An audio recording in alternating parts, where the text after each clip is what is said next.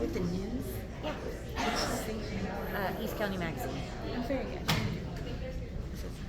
You've been here a long time. You want to get a chair? I don't know yet. Thank you. Yeah.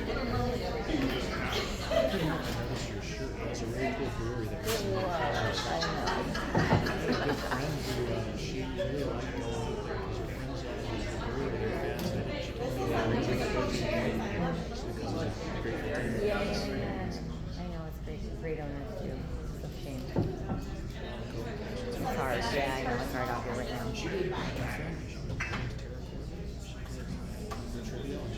Oh yeah. Okay, that's fair. I've been to the trivia a couple times, so.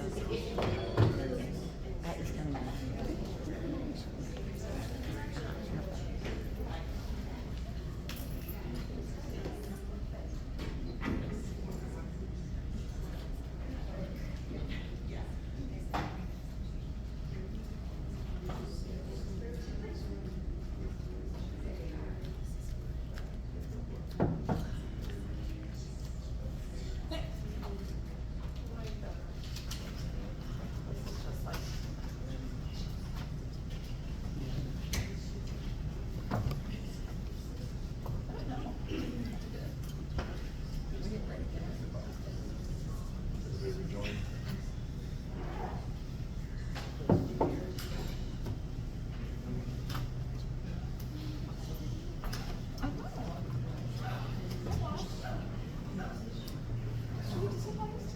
I never went to sit by you.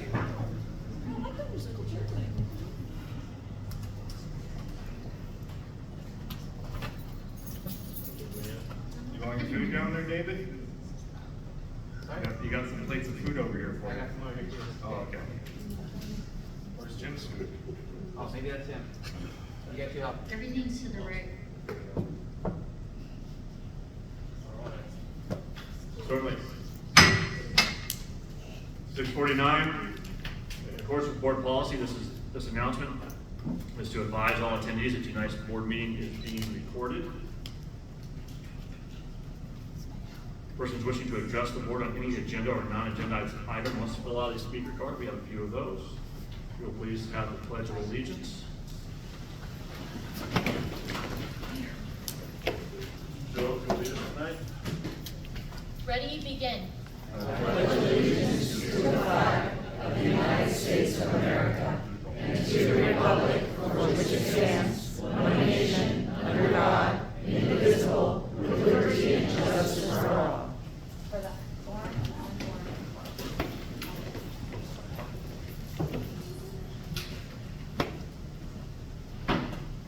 Moving to 5A, board, we have an agenda to adopt. We have a motion.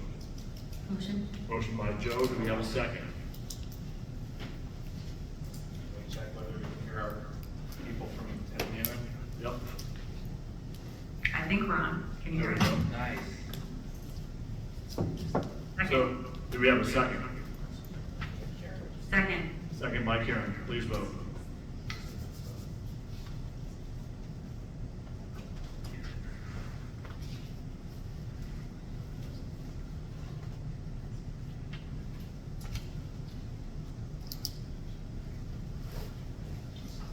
Oh. Look at that. Oh. Oh, nice.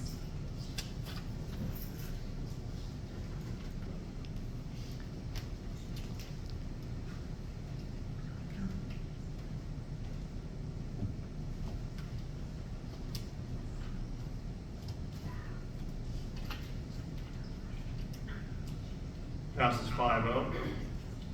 Come to our report out of closed session. Reporting out of closed session associated with the superintendent evaluation. David's going to take the previous evaluation, map it to the former matrices. Each individual board member is going to provide additional input and comment, to provide a full report. At the next closed session, we will add an agenda item to evaluate that and then report out the overall goals and objectives at that point in time. With that said, we do have a speaker card that is somewhat on point. David Burton wants to talk about the superintendent evaluation. David?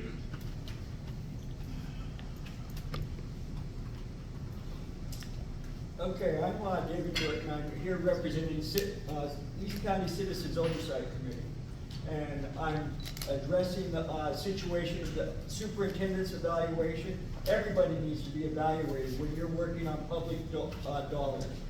It's the taxpayers out here that are the owners of this district. The trustees are there, elected to oversee what goes on in the district, and the superintendent is the manager of the district.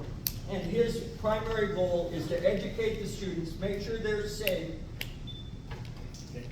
Aaron and Juliana, can you hear that? Hear public comment?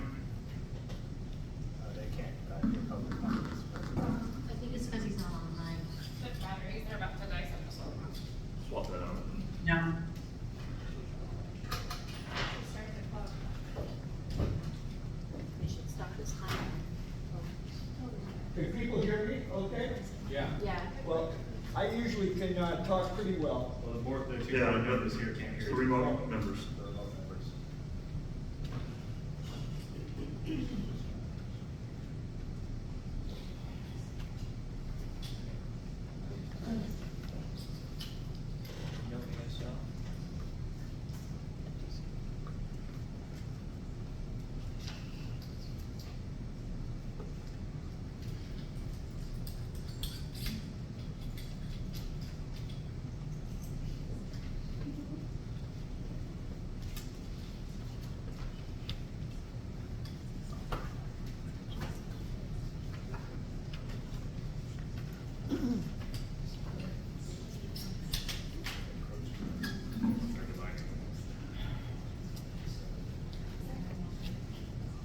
Okay. I'm not gonna start over, but so where we are is, I believe that everybody needs to be evaluated. The trustees are evaluated by the people every 4 years when the election process starts. And it's our responsibility to oversee all the actions that's going on in this district, or otherwise we'll be missing our duties. So there has been no public evaluation. It's not been put on the agenda for the superintendent to be critiqued by the public. He has no, all he does is what he feels like doing. He coalesces with the board members, and people are left out of this equation. So I'm asking that this be put on the board for agenda, and people be given the opportunity to make their feelings known. I see a lot of problems that have been occurring over the past few years, and it is the right of the people to make their feelings known on exactly what's going on with the superintendent's evaluation. It should not be done in closed session, behind doors, out of the view of the public. It's the public's right. We're not just the peasants in the peanut gallery out here. We're the overseers of the district. So I'm asking that you put that on the agenda for the next meeting so the people have the opportunity to speak on the evaluation. Thank you.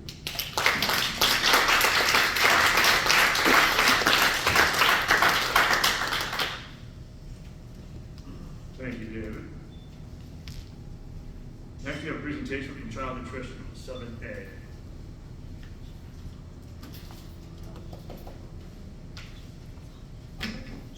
Hi, Go on. I'm Shannon, your Director of Child Nutrition. And in front of you, you're standing. In front of you, you have some of our amazing options that are meatless options this year. You have our Child Nutrition Hummus, our Black Bean Burger, and Beth, over there, with Beth.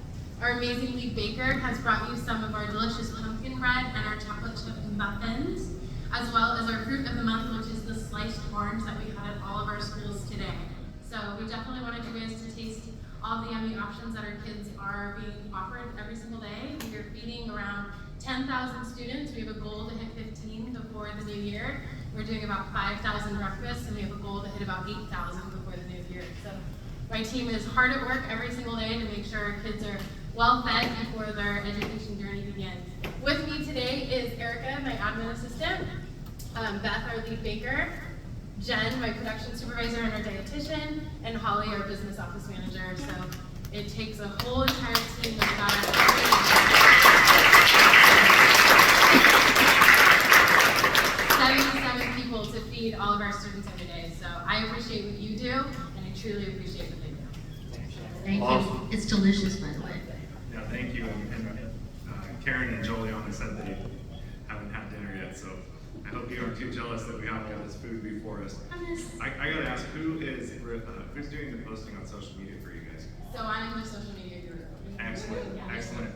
It's a great follow. The Yeah. Cajon Valley. Yeah. What's the page called? Oh, follow us at Cajon Valley Child Nutrition. All right. I repost you all the time, by the way. Oh, good, I appreciate that. It really encourages our kids to come and eat with us, and it reminds parents that our meals are free and we want more kids in our life. Thank you. Thank you.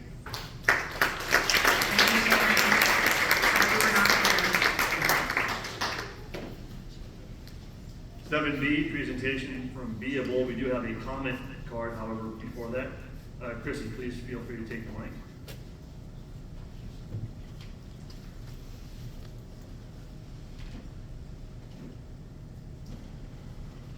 Hello. I know you guys can't answer back, but I was hoping to find out in this presentation an update on subscriptions and how many have happened since the conference, the World of Work conference.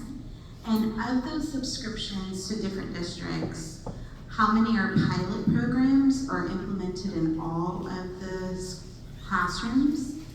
And how many districts we serve, and how much money are we making, like a day or a quarter, or something that we can justify a lot of the World of Work expenses, to kind of measure those two things. I know we do a lot of travel and a lot of promoting, and I know that Beable is something that our district is very proud of.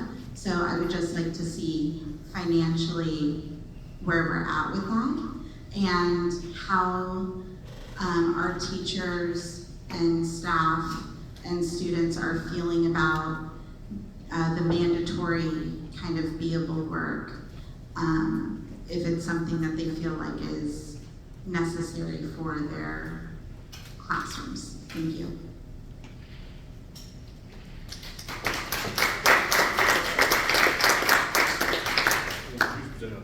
The 8th November. Pardon me? Discussion on this. The quarter one and quarter two revenue from Beable, royalty revenue from Beable in this year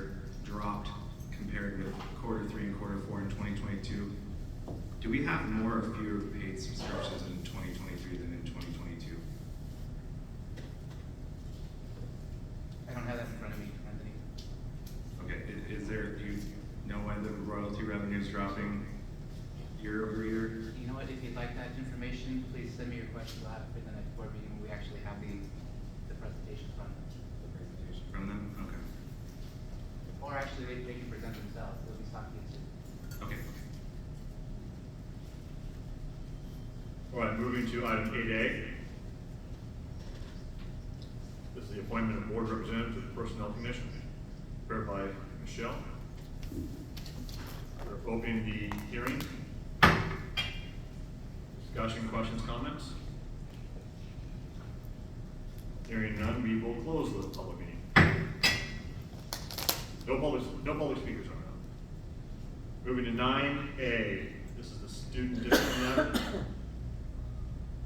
It is recommended that the governing board approve the recommendation of the administrative hearing panel on the matter of student 2023-2024 AH01. Do we have a motion? Motion to approve. Motion by Karen. Do we have a second? A second. Second by Joe. Please vote.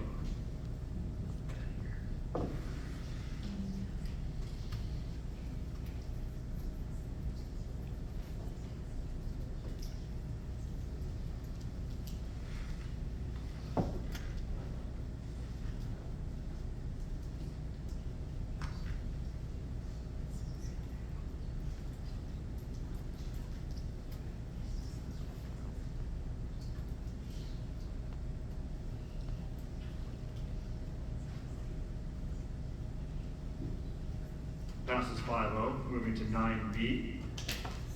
It is recommended by the governing board that we approve the recommendation of the administrative hearing panel in the matter of student 2023-2024 AH02. Do we have a motion on this matter? Motion. Motion by Joe. Do we have a second? Second. Second by Joliana. Please vote.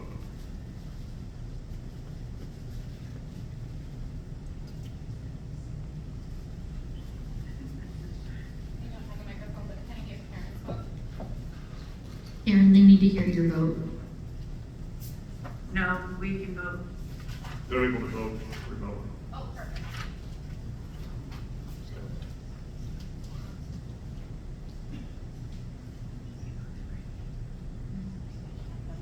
Karen, the motion says Joe and the second says by Joe, so we can adjust that for the minutes. But it passes 5-0. Yep, should say Joliana seconded. Joliana is second. Moving now to the consent items, we do have a one speaker card on the consent items. Item 10B, Ben Richards, please. Mr. President, if I want to pull items, I would do it after speaker card, correct? Please. Okay.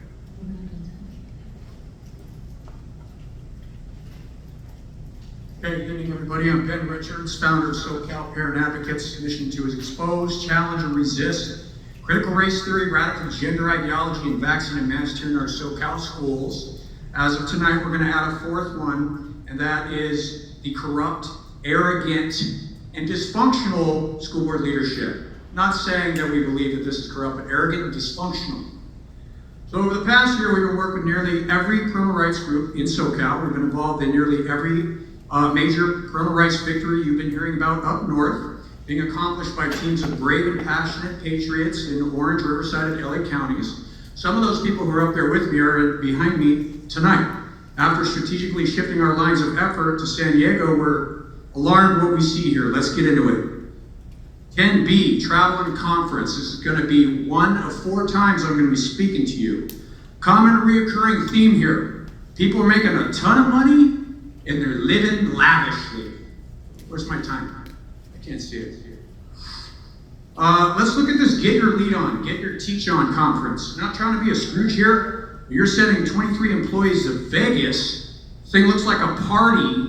Does anyone look this up? You got concerts and keynote speakers. I'm not saying the teachers don't deserve it. These teachers here are known to be great teachers, but it's kind of weird. You're spending money on that, and it's a typical thing we see in the districts. You pull the thread, you find out things aren't so tight-knit around here, and then you keep pulling, the teddy bear comes undone. So you got a few principals going there. a quick Google search of their public records of salary, a couple $100,000. Gee, must be nice to be in the conference business. Okay? The superintendent, he's not going, but you do a easy public Google search, he's making more than $300,000. And that's not including all the side gigs you guys are doing. So, like I said, simultaneously they're going to say that we need more money for the kids. Mr. Miller, you went to Vegas, and you're all, I don't know if this was a work thing that you went to, but you're wearing flashy designer clothes by your friend who also hates conservatives. That was a long time ago. So look, like I said, I'm going to be speaking to you 3 more times tonight. And I'm not saying that teachers don't deserve it. They do here. So I hope you pass this funding resolution. But the point is that there's a lot of money going around here, and you haven't done anything for parental rights. We haven't seen any parental notification resolutions, no flag resolutions, and no parental bill of rights. So sit on that, and we're going to see you again soon.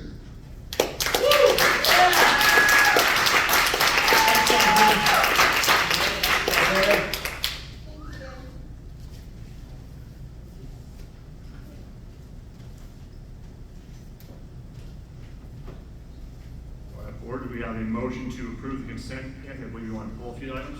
Yeah, I would like to pull item B, travel and conference.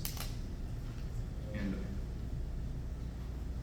I don't need to pull gifts and donations, but I always like to shout out when I see them, Hillsdale PTA donating $1,560 to be used for software renewal for 6th grade math. So thanks, Hillsdale PTA. But yeah, I'd like to pull 10B. All right, with 10B pulled, does anybody have any other items they'd like to pull? I am not going to pull, but I do want to make a comment that I am here in Atlanta with Miguel and Ruben from our print shop, and they're doing amazing work trying to figure out how we can have the best event for our TEDx home next year. And they're just so grateful for the opportunity to get this digital flatbed cutting system to really make their lives easier and cut the costs locally. I believe we had a virtual speaker card for item 10B. However, I do not see her on the attendee list on the webinar. I don't have it on here, right? The next part that I have is 11D, just so. Would it be okay if you announced her name in case she is on and her name's just not appearing on the list? Okay, I'm not having one for another 10 item. Would it be on that card, or would it be? No, she's written down which ones are here and which ones in the corner. She tells me whether they're virtual or not. I have some of the email I received. It's 10B. However, Heather Wengler, but I do not see her on the attendee list. Okay. Is that the rest of it is calling in as well? Yes. It shows me the list of all of you. All right, we'll move forward. Should she pop back up, please let me know and we can add her back into the overall public comment. You got it. But we know she's not there, just not. At this point in time, right? No, she's not there at all. All right, so board, with the removal of 10B, do we have a motion to adopt the rest of the consent items? Motion by Joe, do we have a second? I will second. Please vote.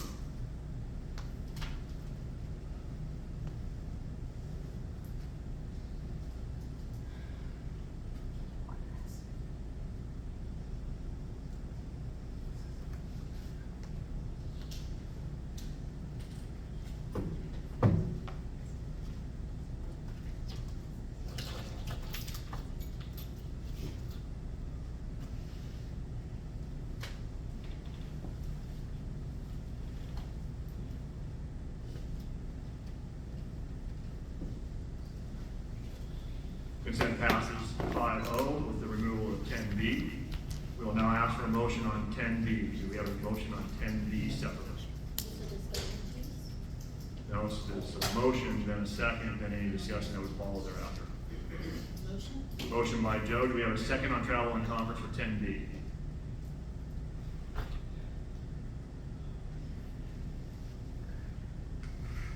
Second.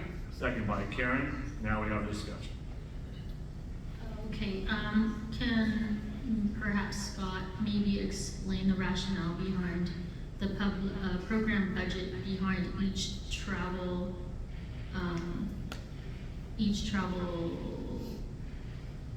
event? So for example, the program budget for Boston Global General Fund, Superintendent Discretionary, Transportation Special Ed.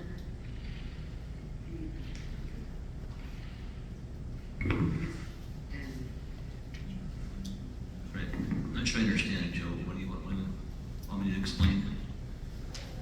Well, Title I, so for example, what is the rationale behind Title I discretionary funds applicable to this professional learning trip? How do we get to spend Title I money for that trip? Does that make sense? Or to get your teach on? Yes. That's an eligible expense for professional development for our teachers. But that school site has chosen to use their Title I budget to pay for that.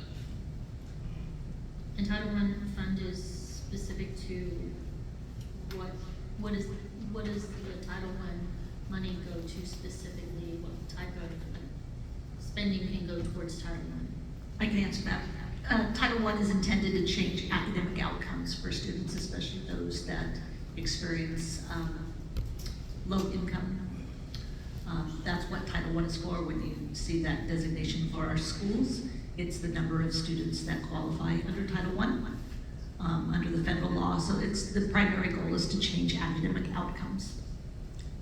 So this conference basically is to help understand and change academic outcomes. Mm-hmm. Okay, how about educator effectiveness? How is this program budget, how does this correlate to the professional learning to get your lead on in 2024 conference? I have a handout for both of these conferences that show the objectives. Do you mind if I pass those out?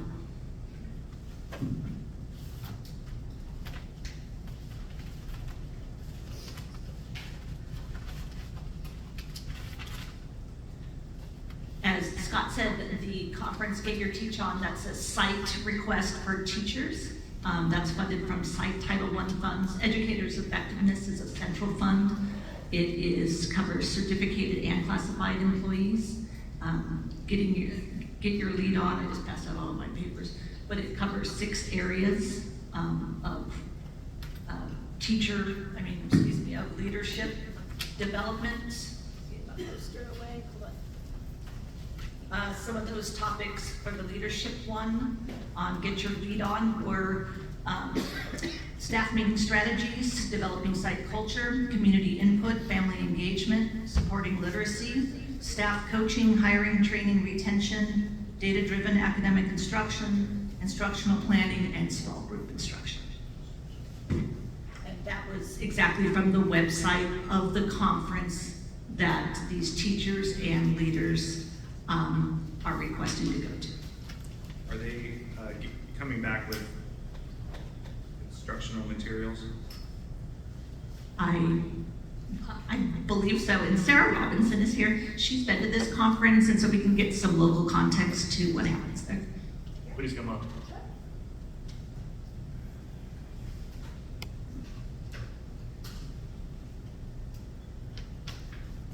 So you want to know what they're bringing back?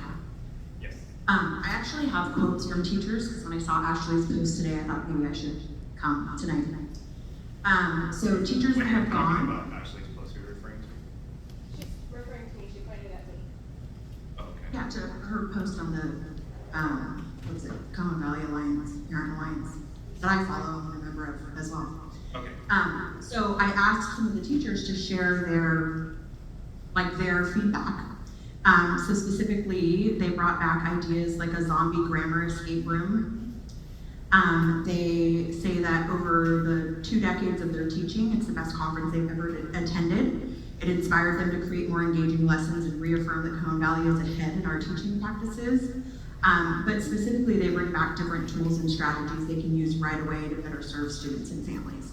And I actually have the materials, so if you wanted to look at them, I can share the Google Drive link with you, and you can see the actual books that they get and what they would bring back with them. Do they come back with instructional materials in addition to books?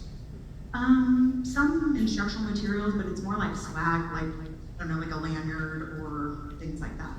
So it's not anything like a book or anything like that. It's more strategies and tools that you can use in your classroom with whatever your content area standards are. Yeah, and so for principals, it's a little different. They have more of like strategies on how to coach teachers or how to hire and retain, interview questions. I'm trying to think what else we brought back, but it was quite a few things that are aligned with our EAPs. There was a great session on family engagement and engaging families in developing school culture. So a lot of it is directly connected to what we do. It is a super fun and engaging conference. The speakers mentioned Vegas. Part of the reason we chose Vegas is it's closest and the flights are cheapest. And it actually happens over a weekend where no one has to miss school, so we don't have to have substitutes, we don't have to have people cover our school sites. So it was the least impactful. The other one was in Florida at the Gaylord Palms, which is like super expensive. And then there was another one in Atlanta that obviously cross-country travel is much more expensive just in general. So that's part of why we had to go with Vegas. I don't know if you know the answer to this, so sorry if I'm putting you on the spot, but I watched some reviews of this Get Your Teach On event, and what I heard from those reviews was that they don't allow video in the conference itself. Are you aware of that prohibition?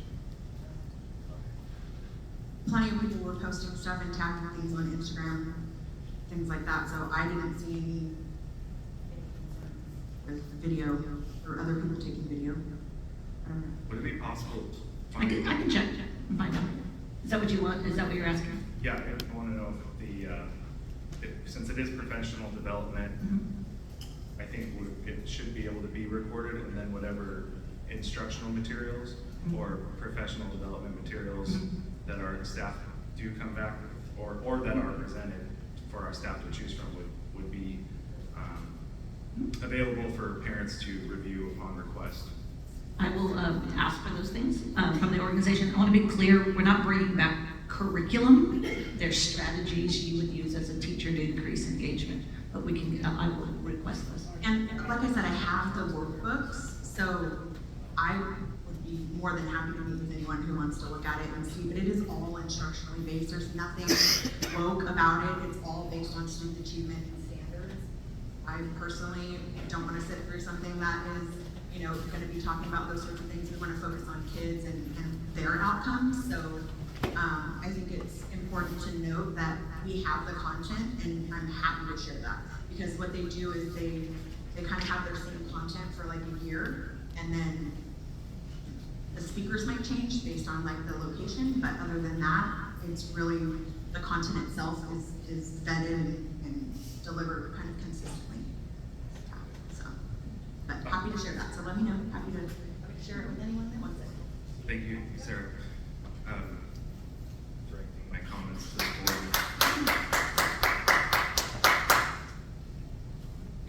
Could we, since there appear to be at least 2 board meetings or 3, between now and January 13, 2024, when this is scheduled, ask for a courtesy second or a motion to table this, Get Your Teach On and Get Your Lead On conference until we've been able to get information from Karen and Ms. Robinson. You mean about the videotaping or? Yeah, the resources and all of that information. I can second that table. Can we just make sure we leave enough time to book flights, that the flights don't go up, all of the other considerations, staff and time, just So between now and then? November, is that good? November, what are we meeting, November 1st? So Tuesday? next meeting? Yeah. And we'll come back with the answer. So with that, the January 13th, January 14th conference, or are we just talking about the January 14th aspect of the conference? It's the same day. Both, yeah, Get Your Lead On, Get Your Teach On. those two and vote on the rest, I'm okay with that. Is it my understanding, Joe, you second that? I second it for a table to November, if that's possible. Right, and we will vote on the balance, and it will be a verbal vote. So all in favor, please say aye. Aye. Any nays? No nays? No.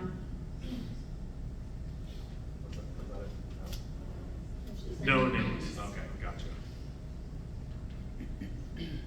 Moving now down to 11, these are the action items. So we need to vote on the motion to table. That was incorporated within Oh, got it. the overall motion. At least that's how I interpreted it. Okay, fair enough. Okay. It's recommended that the board approve application for funding consolidated categorical aid programs to the California State Department of Education for 2023 and 2024. Do we have a motion on this matter? Motion? Motion by Joe. Do we have a second?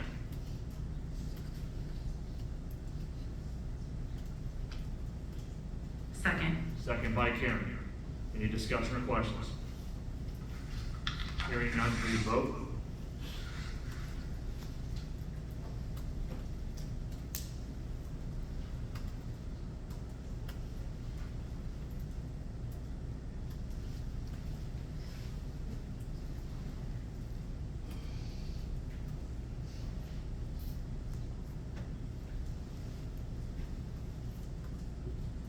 Passes 5-0.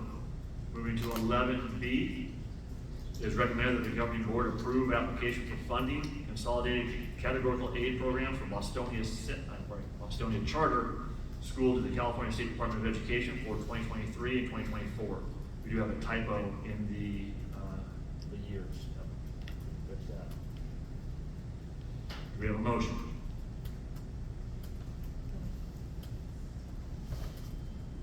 Motion? Motion by Juliana. It's gonna say 20. 23 in 2024.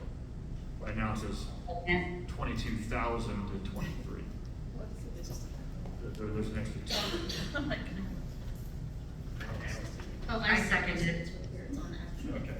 recommendation, okay, got it. Oh, it's fixed already. Second? Motion by Juliana, was second by, was it by Karen though? Yep. Second by Karen. Please vote.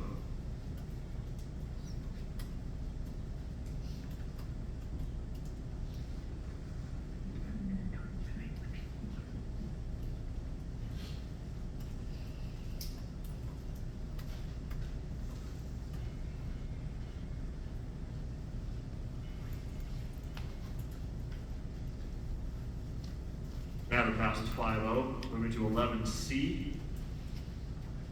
It's recommended that the governing board reject the Miranda v. Cajon Valley Union School District claim. Do we have a motion on this matter? Motion? Motion by Joe. Do we have a second? And I will second. Any questions or discussion? Please vote.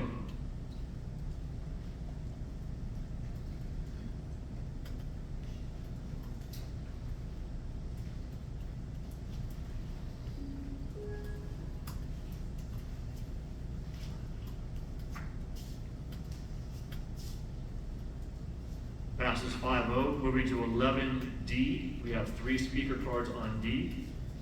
Priscilla, if you'd like to go first. Mary, if you'll please go second. Ms. Bartow, you'll go third, keeping in mind your comments made in open court. Not be involved with this district. Excuse me? Oh, that's not correct. Ms. Schreiber, when the time starts. Can you hear me? Thank you. Good evening, board members, cabinet, and superintendent. I think I got the picture that you guys actually answered a cure to correct, demand notice to cure and correct by what you did in closed session, so I'm not quite sure if that's how it went down. And I think you said you would be coming back with the goals and objectives with the superintendent for next under the new policy that you brought forward tonight. I understand that the goals and objectives are for his personnel file. They don't have to be fully disclosed, but they can be disclosed in the contract, making it a public presentation by the board. I'm not sure how that works, but if you could address that at some point. So I want to thank you for that. I would also say I have a speaker card in for this one and for the meeting conduct and for the handbook. With that, I think it's important that in light of what happened initially as we were trying to address the call to order and then how this was noticed, and we wanted just to read to you that part of your meeting procedures, which is I'm jumping kind of down to that, is that you shall be guided by an agenda prepared in accordance with board bylaws and posted or distributed in accordance with the Ralph M. Brown Act. The board president shall conduct board meetings in accordance with the board bylaws and procedures. And so with that, I would just say that I know when Anthony first came on the board in Juliana, as new board members, not being privy to some of the like superintendent evaluation and how that's supposed to proceed, it became a distraction. You had to have a demand for a cure and correct and all this kind of stuff. I think that it would behoove this board in working together as you go forward to have a board bylaw, policy protocols, and procedures workshop. And I will address that further, but I would hope this board would consider maybe tabling these 3 items when you have a fully seated board, and then go from there and have a workshop on that. Thank you. Thank you, Priscilla. Mary?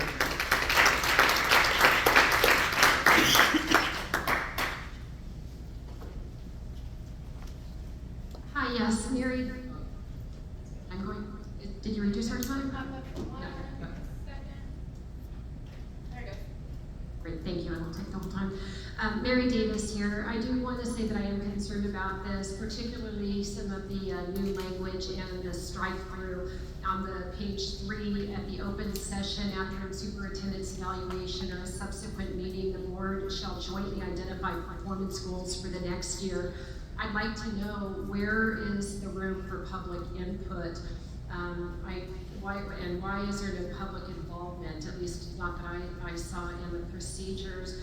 I had previously brought forth actually very valid concerns about the minuscule amount of time that you allowed between ratifying something and having the event occur, and the board president agreed with me that a 30-day policy would be wise and prudent. You're signing contracts months ahead of time and putting the district on the hook, and the board is literally signing it a day or two before the event happens. That's valid criticism, valid public input. I'd like to see it implemented. That's just one small example. And so the public is the 4th branch of government. We are here for oversight. We want to provide, we want to be involved, and we're asking for you to be open to that. I would also like you to make that a 30-day ratification policy, part of his benchmark and performance metric for his evaluation. And I would like to see how often he meets that, and I would like it to be publicly disclosed. This whole thing, I saw some language in there about putting it in a personnel file. That's not transparency, and he may be your employee, but his performance is accountable to we the people, the public. Thank you so much.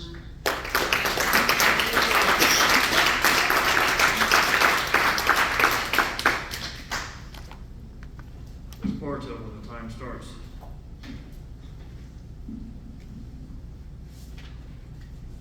Good evening. It's been a difference sitting out here doing public comments, but I am speaking as a concerned citizen in Cajon Valley, and I have every right to speak, Mr. Miller. Your comment is again wrong, as many other comments that you've made are wrong. There is no court order showing I cannot speak at this meeting. I never said there was a Your continued bullying of others is disrespectful. So on the topic tonight, the evaluation. Tonight was a disgrace when the public wanted to comment earlier and you shut them down before going into closed session. Just continued bullying and disregard for the community's input. I hope several who wanted to speak tonight and couldn't due to the limits being placed on them by you, Mr. Miller. And with the agenda being changed several times this weekend and today, do a cure and correct. But since this is history of the past of cure and corrects, it is never addressed by the board, and sadly it probably never will be again and ignored. But I hope they still do it because they have a right to be heard. When will this board stop ignoring the community and speakers? When will this board be held accountable and finally do the right thing. I hope it's soon, because the district is suffering every single day with the district disregard for community, students, and staff members' comments.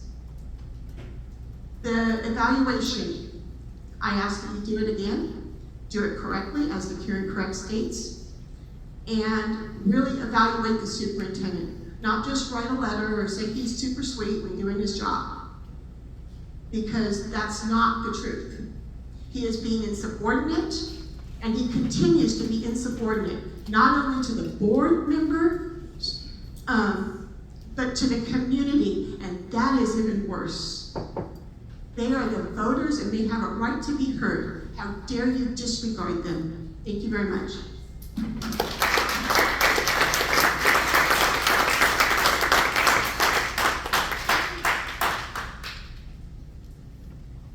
Yeah, speaker card on 11G, if Tom would like to come up. And then Mary, you're also speaking on 11G. Please follow Tom. Are we going from 11D to 11G? We are. Or pardon me. Yeah, should we go on? Yeah, we are skipping it, my bad. Going through the various actions. So moving to 11D, which is the CSBA policy. So it's recommended that the board adopt CSBA, sorry Tom. It is recommended that the board adopt CSBA's existing recommended board policy 2140, the evaluation of the superintendent. Now this is updated information and updated CSBA policy from the prior advisor. Do we have a motion? Motion. Motion by Joe. Do we have a second?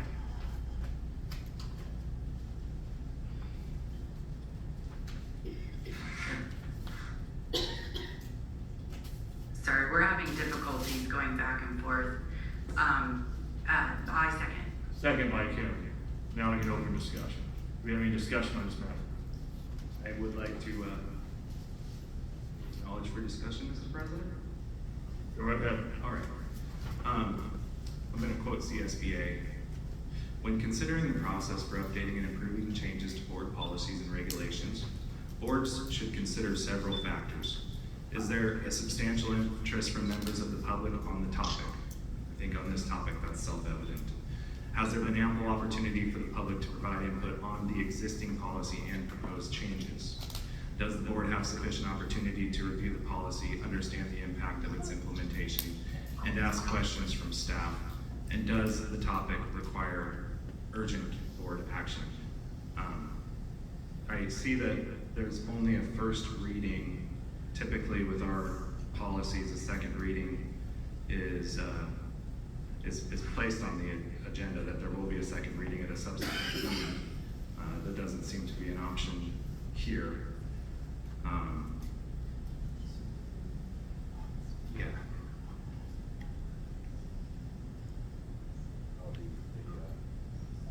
The website, would you, Trustee Allegri asked if I would share the site. csba.org/policies. No, and there would be a second reading unless the motion includes a waiver of the second reading. Yeah. Now, how do we do So that if it's it's not on normal the agenda? policy to go for a second reading, even though it doesn't say that. Yeah, otherwise it goes to a second reading. Yes. Okay. So there will be a second reading. Do we need to add that to the agenda at this point? No, it goes to the next agenda. Okay. Unless there's a waiver of the first reading in this particular motion. A waiver of the second reading. Correct. Is what you're saying. So the action is recommended that we adopt the policy. That's correct. So adopting the policy based upon a second reading, but we would need to have a waiver of the second reading. So that should be written a little bit differently, but that's what it So means. amend the action item to say what you're saying. Correct. So let's clarify that for the record. So it's recommended that the board adopt CSBA's existing recommended board policy 2140, evaluation of the superintendent, and waive a second reading. That's what should be at the end of it. I would motion to table this item until we can properly agendize that for the next meeting, rather than adding a second reading option. Because right now, since it wasn't on the posted agenda. So I would motion to table this maybe, or do, sorry, Karen, what was that? No, go ahead. Maybe take the recommended action and call it a first reading. That's the point, is that this would be a first reading. Okay. And then there would be a second reading in November prior to adoption or rejection. Okay, can we modify the recommended action to say that this is the first reading and that there's a second? Absolutely, so that's how we'll read it. Okay. So it's recommended that the board, let's phrase this right. The board will adopt as a first reading of the CSBA's existing recommended policy of 2140, the evaluation of the superintendent, with a second reading for review, adoption, ratification, or rejection in November. Friendly amendment to that, Mr. President, to remove the word adopt from that first line there. Don't believe I said adopt, but if I did, yes, that does not, because we're not adopting tonight. Okay. So I second that. that clarification, motion, second, verbal, aye. Aye. If we've adopted, we've changed the thing so far around. Oh, I see, because she's gonna change, so she's gonna retype it. Sorry to do this to you, Mr. President, but can you restate the action? Okay, so this will be considered the first reading of the CSBA existing recommended board policy 2140, evaluation of the superintendent. We will have a second reading at the next board meeting, at which point we will take the second reading and the vote on adoption, ratification, or any modification at that point. Clear? Yes. All right, great. With that, verbal vote. All in favor, say aye. Aye. No nays, passes 5-0. Did you catch that all that, Karen? I did. Wonderful. All right, we are moving now down to the exciting process of HVAC replacement. Big ticket item. It's recommended that the governing board award bid 1620 to the two lowest responsive bidders by school site as detailed below. Authorize staff to approve necessary change orders, subject to ratification, and accept the project upon completion. It's also recommended the board relieve RAN Enterprises, Inc. from their total bid. Do we have a motion on this matter? Motion. Motion by Anthony. Do we have a second? Second. Second by Karen. Any other discussion? Hearing none, please vote.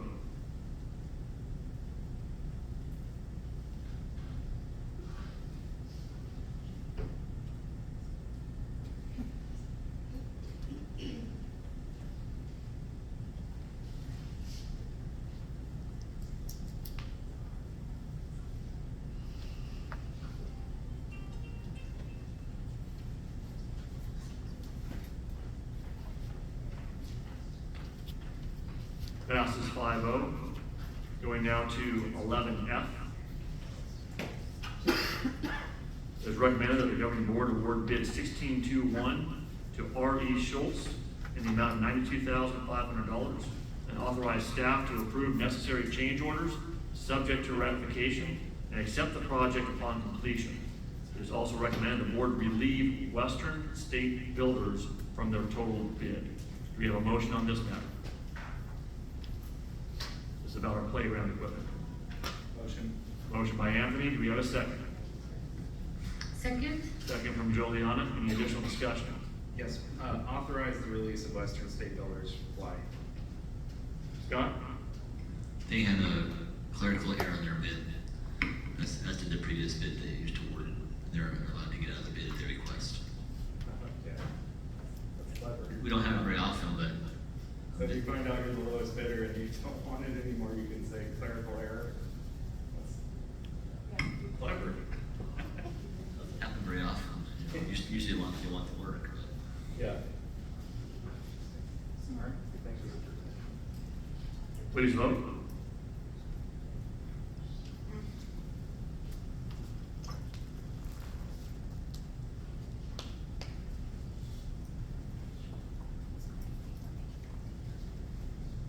Matter passes 5-0. Now, Tom, Mary, 11G.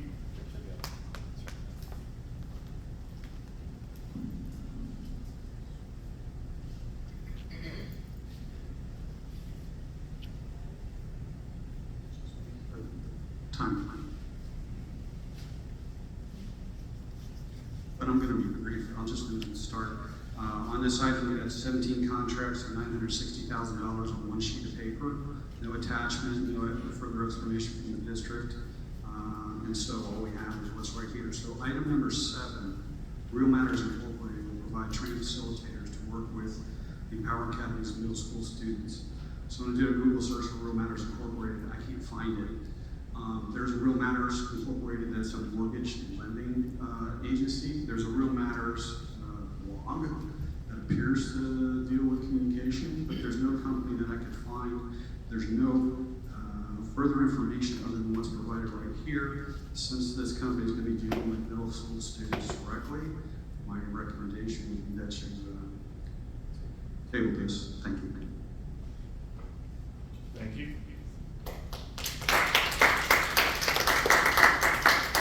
Karen, if you'll make a note, that way we can discuss this no matter.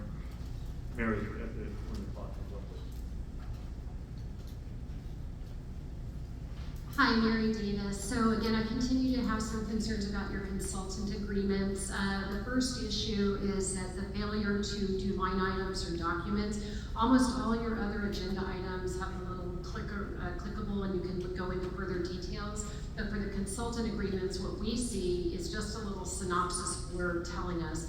And again, I'm asking you to be a transparent district. I shouldn't have to put it in public records to see the details. There are some policy nerds and data divers that do like to see that stuff, and in transparency's sake, you should be providing that. So I'm asking you to please do that. And then number 2 is for the manpower contract. So it was $1 million contract, and now it's going to be increased by about 50% to $1.5 million in a search for candidates for because they've not been able to find a lack of qualified. I'm a retired police dispatcher, and it's a very hard to fill position. And I always said that really smart agencies would always put some upfront money, and you're going to pay it to somebody. Why? You might as well pay your employers and not the recruiting companies. And so what I would say with that is be the second. You can be accountable to the taxpayer, saying we're not the highest paid, pay up the second amount, and that way you compete with all the other districts that they'll be coming from your applicant pool. So please increase those salaries and then get rid of this nonsense of having to hire a recruiter. And then I would also ask about your superintendent. Again, I go to his high salary, among the highest in the state, and I would really ask for you to reevaluate that. Did you have a shortage of superintendent applicants? And if you didn't, maybe you should think about lessening his a little bit and putting some of that money into the pool for the candidates that you can't seem to fill now for a year. Again, we just ask you to be really good stewards of our money. Thank you so much.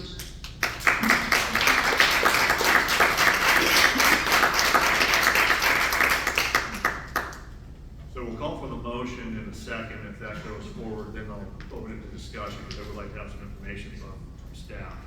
Mr. President, would I pull items now or after the motion second? You would pull the items now and we'll discuss them separately. I'd like to pull item 2 and item 7 for separate discussion and vote.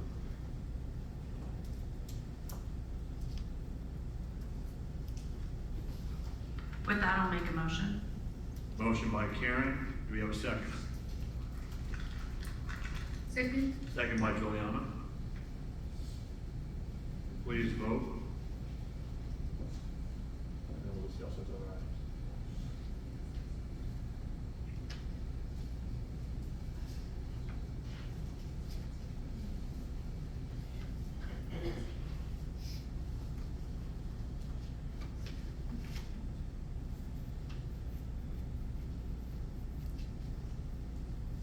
Matter passes 5-0. Coming back, however, to sub-item number 2, which is the manpower contract. Can I please have discussion? Michelle, if you want to comment upon this, that would be your bailiwick. I can start with that. We we had Manpower come out at the last board meeting and provide a presentation and an update on the work that they've done. And they've really helped the district make significant progress in filling positions to cover the employment gap that's out there right now. And in part because they have access and resources to technology that really targets passive candidates that the district just doesn't have access to. That is the work that they do day in and day out, and that is the only work that they do.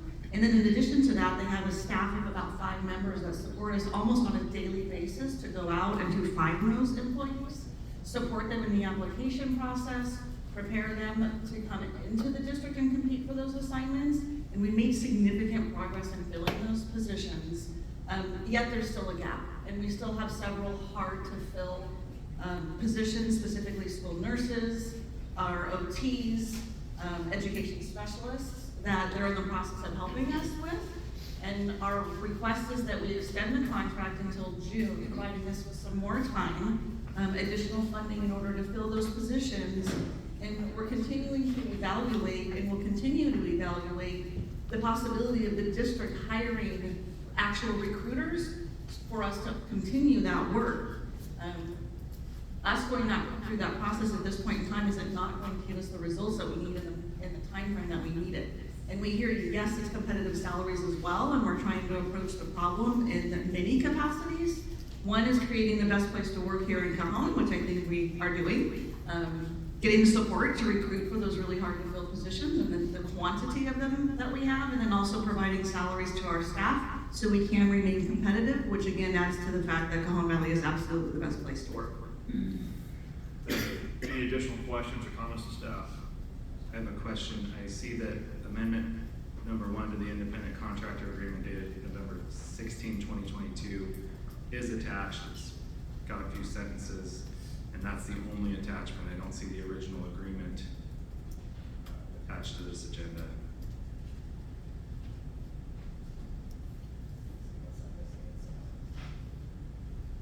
So the details of the contract hasn't changed. One of the unique things about Manpower, the work that we do for them or do with them, is that they are only paid if in fact they're bringing us an employee that actually starts working for Cajon. What's the payment arrangement for them? They, Scott, give the details of that. They're. Sorry, I'm trying to find our contract for you. There is a link there to the previous agenda in November of 22. I think that would have the contract attached to the original one. Where's the link? Right at the beginning of that.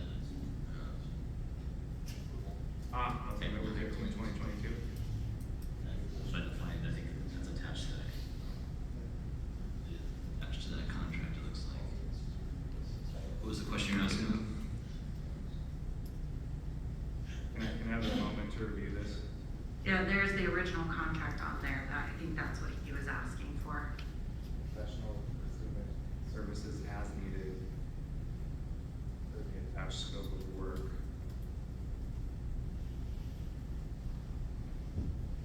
So they get 20% of hired candidates' first year of compensation.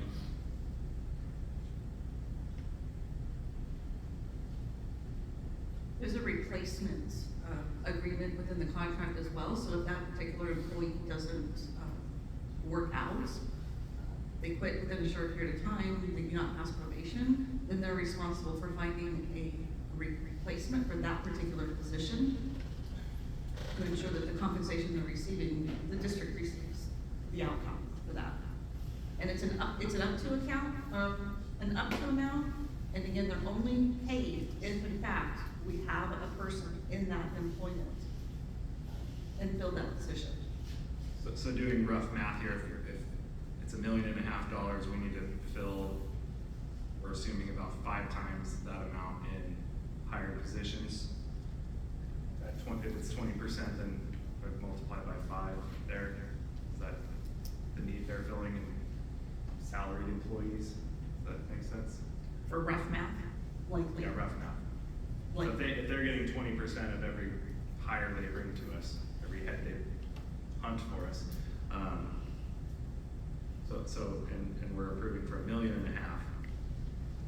Salaries vary greatly, so I would, without actually sitting down and working that out, I don't know if I can confirm that or not. It's okay, Excel right here. Well, and Michelle, does it save us money? Because you had made a comment about, you know, if an employee doesn't work out, rather than having to hire that employee, not have that background, it gives us an opportunity to check them out. Is that correct? It does, and the benefits also are beyond and outside the scope of the personnel office. One of the biggest challenges our employees are having out there in the classrooms and in the departments is completing the work that they need to complete. We have 16,500 students that we serve each and every day, and we still serve 16,500 students regardless of whether we have 2,500 employees or 2,200 employees. And with the significant vacancies that we have, we are taxing our current employees, which again, coming to work day after day, having to do the work of 2 people is really, it's hard on them.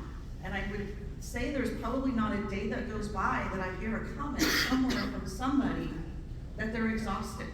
I actually had a meeting this morning with an employee, and that was one of the things that came out. They're exhausted. She's a paraeducator, and basically on campus at times doing the work of 2 people. There's also safety implications that come along with that when you have reduced staff on campus. And we can't just make people be there to do that work, and the work does not go away.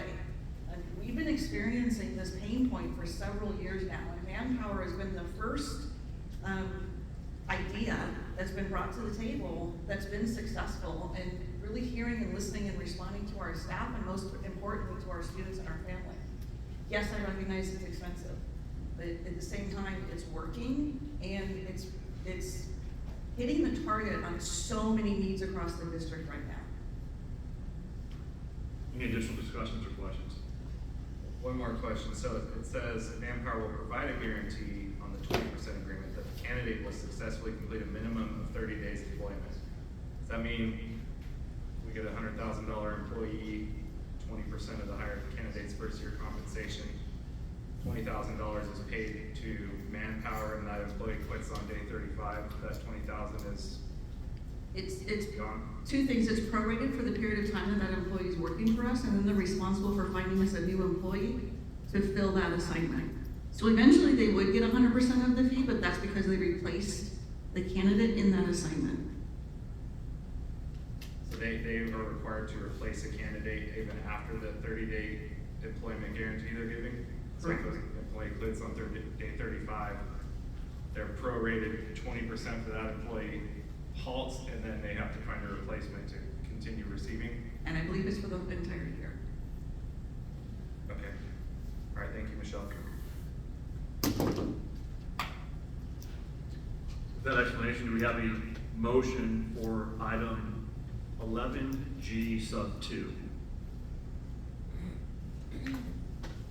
I know. Go ahead. Motion, second. Is that Karen? Yes. Karen for the motion, second for Joe. Verbal vote, all in favor, please say aye. Aye. Aye. Aye. Aye. Any nays? Hearing none, matter passes 5-0. Now moving on to 11G number 7, which is the Real Matters, Inc. Karen, can you comment on this? Yeah, this is a company we've worked for before. I did hear public comment. I didn't see it on the website. When I look back into our current ICA, it doesn't have all the backup documentation that I can view at this moment, but I do find them online. They run 2 programs. They run, the one this contract is for is Unity Day, and the descriptions in the ICA. It's about bringing in their group and mentors to work with students in activities around self-management, decision-making, and self-reflection. But they are on the website. It does show their programs. It's consistent with the program that Empower, our school here at the district office, is asking for. I don't know what other documentation you may want. Do we know if they're incorporated with the Secretary of State? Yeah, I was thinking, I don't think I can Google search that now, but I'll work with Sharon Clay and get back to the board and get that, verify that. Maybe table that until we can get that information. You can file a motion to table, yes. Yes, motion to table. Until we can get further. I'll second. I wasn't just able to find it online also.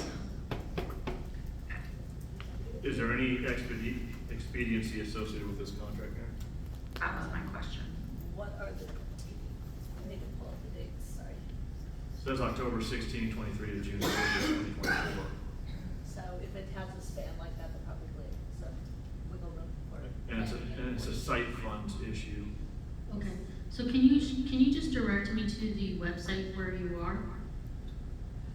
And I think we need to be really conscientious, it's also for Empower. Okay, I understand. Is it okay if I just email the link that I was able to find to the board now? Yes. Go right ahead. Thank you, Karen. Are you still seconding the tabling? No, I'm not, only because I mean, Karen made a good point as far as it being the Empower piece. I know that is a critical, wait, one more. That's a critical, piece on that. I'll email it right now.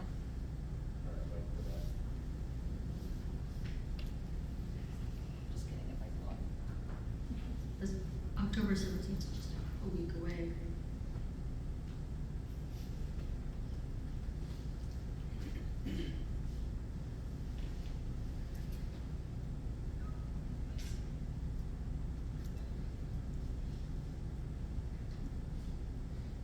Cajon Valley has a very strict login system.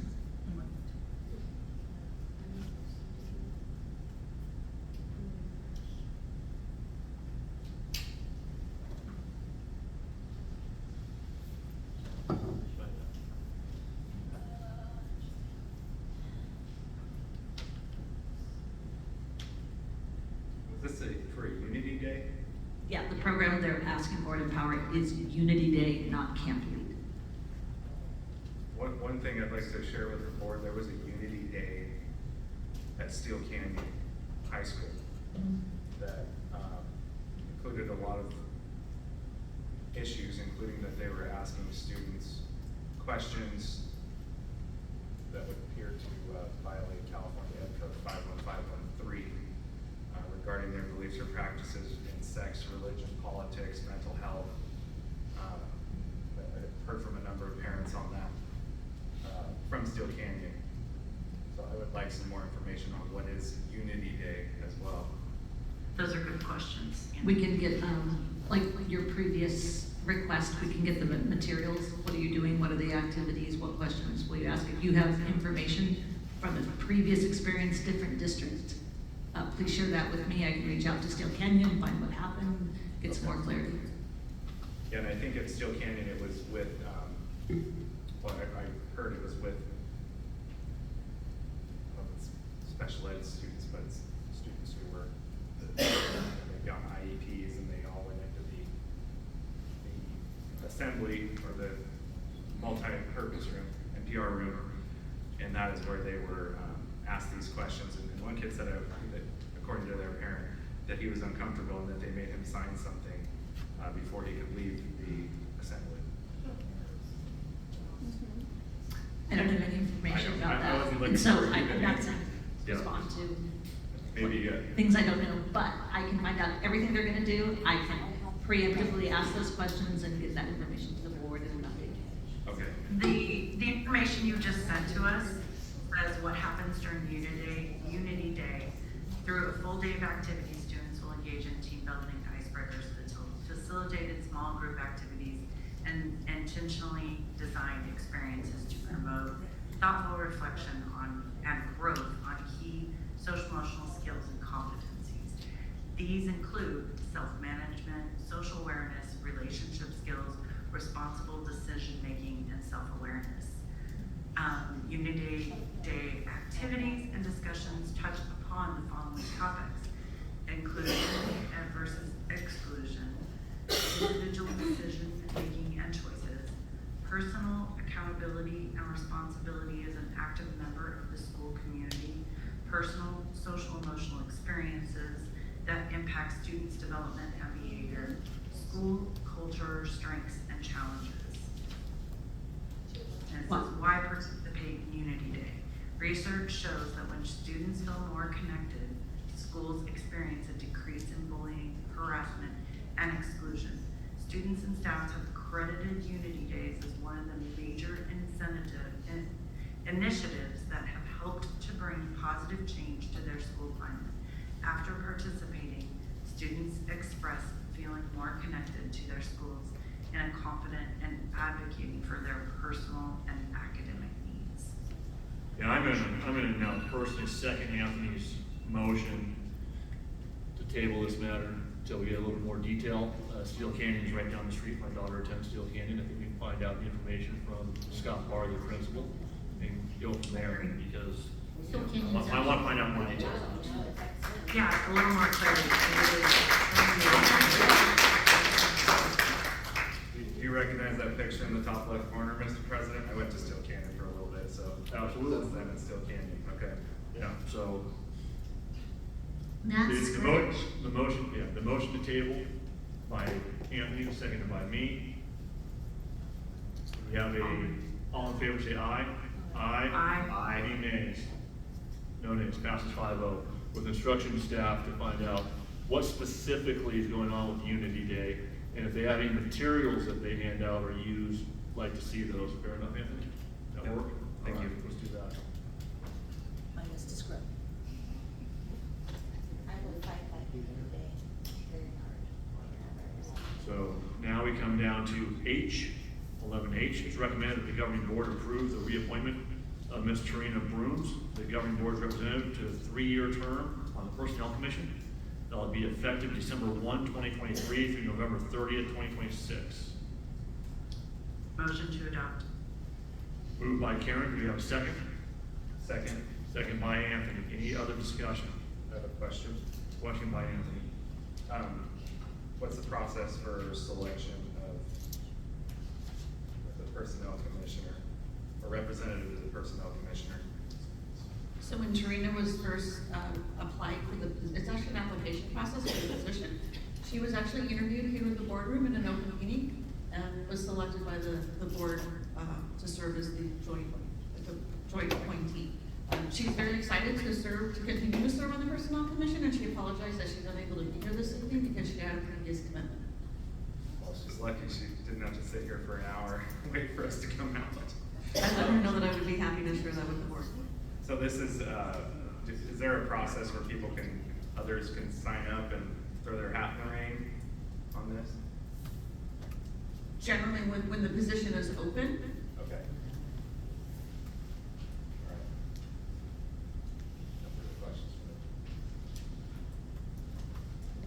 me. Please vote. Be a verbal vote. Actually, no. Please vote. Motion to adopt. We already have the motion, so we're good there. I'm sorry, I must have missed that. We're getting kind of loopy over here. I understand it's very late where you're at. Sorry, yeah. You still haven't eaten? No. Neither.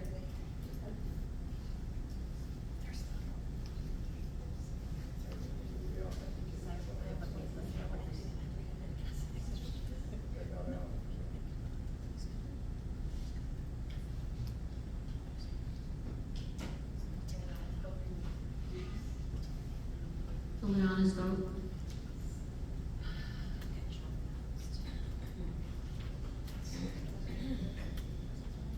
Sorry, we have to click between all the different. I have to refresh. Screens, so. On Zoom, we can't just. If you refresh to, your vote will come up. Passes 5-0. Moving now to item 11I. We have 10 speaker cards on 11I. If the first 4 will please, first person take the seat. The next 3 following them stand behind. Leah Morello, number 1. Here's Heather Wrangler. Is Heather Wrangler virtual? Is she back?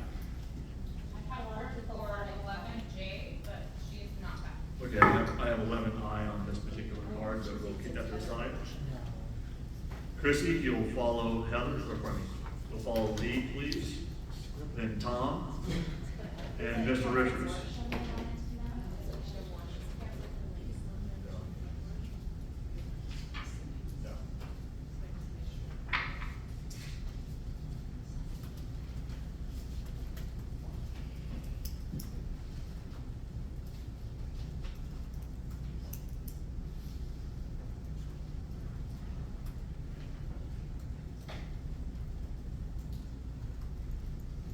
go ahead and start. My name is Lee Barallo, and I'm a community member, and I am speaking because I know they're going to do they want to have a 5-minute limit for summaries for all of the board members.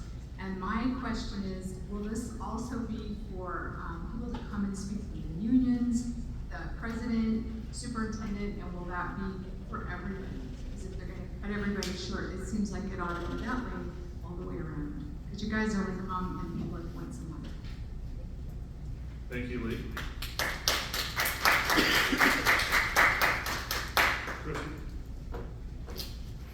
I'm not sure who came up with this or who made this plan, because that's not available on the agenda. I'm not sure if it was the cabinet that suggested it, the superintendent, or some of the board members.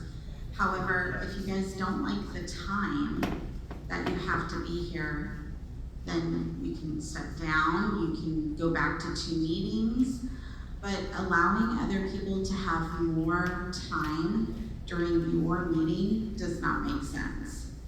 And we elected you guys as our representatives not to limit your own speech at your own meeting. It's very, like, non-Republican conservative to start censoring yourselves. It seems very, very, very strange to me. And I agree with Lee. I think that if you start limiting your own speech, then since it's your meeting, everybody besides you guys should have less time to speak, just like the public.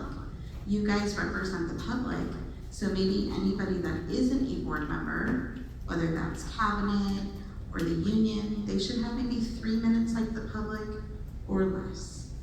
And I think that if it is a 5-minute thing, I'm not sure if Trustee Miller put this on and just chose to give himself an extra 2 minutes, or what's going on with that, with the president getting more. But I think if things were agendized properly, when the public or certain board members ask for things to be on the agenda, I think if you guys went back to 2 meetings, I think you guys could get a lot of work done without limiting the speech of board members you guys want to censor. Thank you.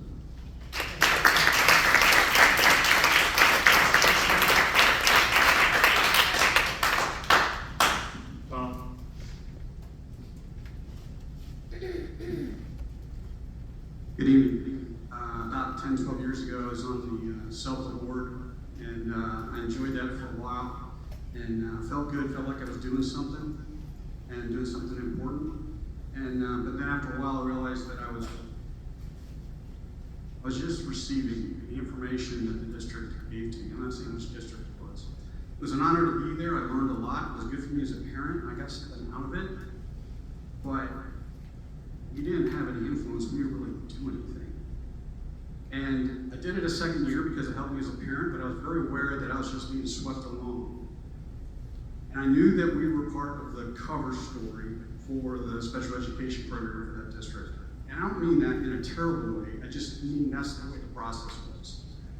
And sometimes I feel like that's what you folks are, whether you realize it or not, is you're getting swept along. You're part of the cover story that gives the perimeter of citizen approval. And I've been here 4 months trying to tell you that I think that you can take control of that. You have way more power than you realize if you do things like look at the contracts, not approve them unless you get the information. You don't have to provide an explanation for no. They have to give you a justification for yes. You guys can do it. I just saw something really amazing happen, which is a citizen brought something up, Anthony asked a question, President said, oh my gosh, and now it's tabled. That's the way it's supposed to work. And it only came because we needed more information, and the district just isn't in the habit of providing it. I've seen in 4 months, I've seen intimidation here. I've heard threats of anticipated litigation. There's obviously some hardball stuff going on here right now, but you guys could take it. The 5 of you could decide to take control of this district. It's up to you. Thank you.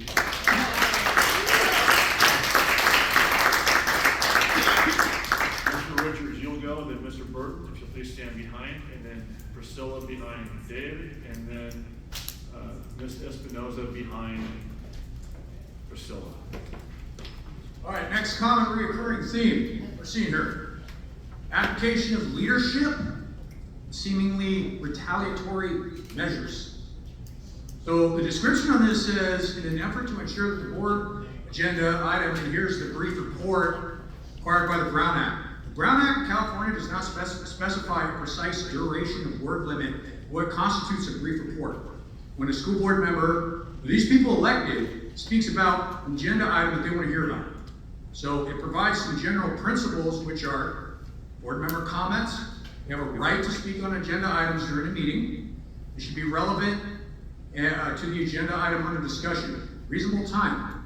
While there's no specific time limit defined for individual board comments, the discussion should be conducted in a manner that allows for reasonable orderly meeting. A few more minutes about information that these parents care about is not undue delay. So what you're really doing is silencing these parents. And I'm looking at all these tenants right here, and this one, empowering staff. You're depowering staff. And you're advocating your leadership, and you're silencing these parents because they want to hear about the specific issues. So my question as a newcomer here, why? Why do you want to hear? Is it because you don't want to hear people speak out about things that can be done better? I think that's what it is. So the solution, Mr. Miller and the Vice President, is you need to fix your lack of leadership. You need to be the unifying president, vice president you're supposed to be. You're all getting paid a real good sum of money, so you need to cooperate together. You need to figure all this out behind closed doors. What you should not be doing is giving away these parents' power, because I don't know if you noticed, we feel like we're under assault with our parental rights. So don't pass this resolution, and if you do, it's bad leadership.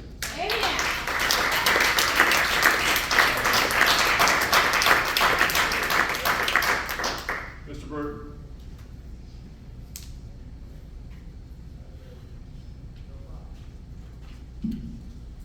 Well, board members, I think this, well, first of all, maybe the president could read this item and clarify exactly what you've got on the agenda. You won't respond to it. You won't respond to that? You have your time, Mr. Burke. Use it as you like. Okay, well, I think you should not vote on this item. It's restrictive, and it's not, the big problem is you're trying to put 10 pounds of potatoes in a 5-pound bag. You've cut the meetings down to 1 a month, and you can't cover everything. People are out here for 4, 5, 6 hours, and it's ridiculous that you're trying to put all of this and shove it through, and then take away the rights of the duly elected board members to speak to the parents. There's a lot of other problems coming up, and all you want to do is change the policy so they can make it easier for you to get by with all this stuff. Excuse me.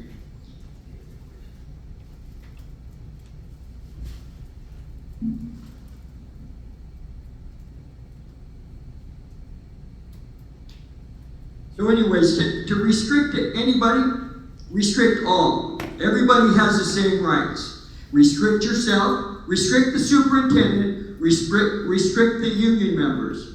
Everybody gets the same amount of time. And that's all I'll speak on this item.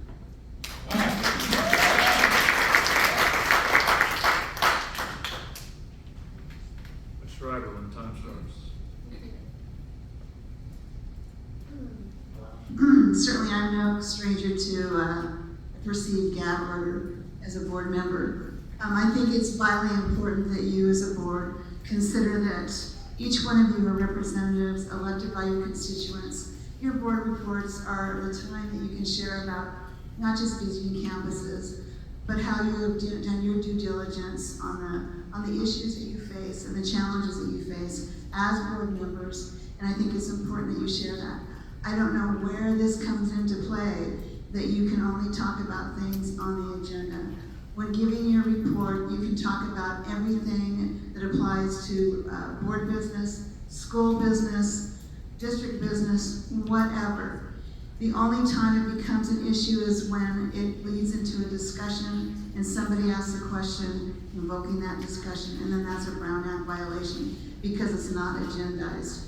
I find it interesting, and number two on this real quick is, or number two is the second reading on this. I think you need to do the same thing on this, or actually I would ask that you put this with the handbook and have that retreat and have that conversation about your policies and how you can all get on the same board, same page, unifying this board under your board bylaw and governance. What happened in the first part of this meeting should have never happened if you govern by your board bylaws.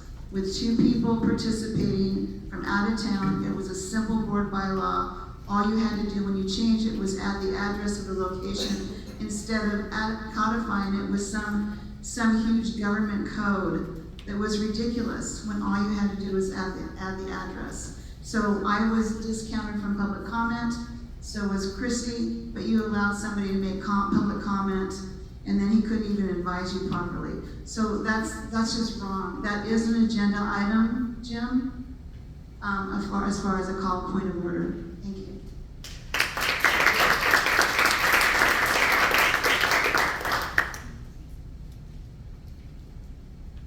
Lois Espinoza, Luis. So I may have, signed up to speak up for the wrong topic, but I'm just going to go ahead and give my comment here. So the right of parents to direct the upbringing and education of their children has long been upheld as a fundamental liberty interest under the 14th Amendment. As far back as 1923, Meyer v. Nebraska, the Supreme Court ruled that parents hold a protected right to... Mr. Espinoza, this is an agendized item. If you want to speak on a different item, I'm happy to move your card to a different agenda. Maybe public participation. Regular public participation, not a problem. Happy to have you there, sir. Thank you. All right.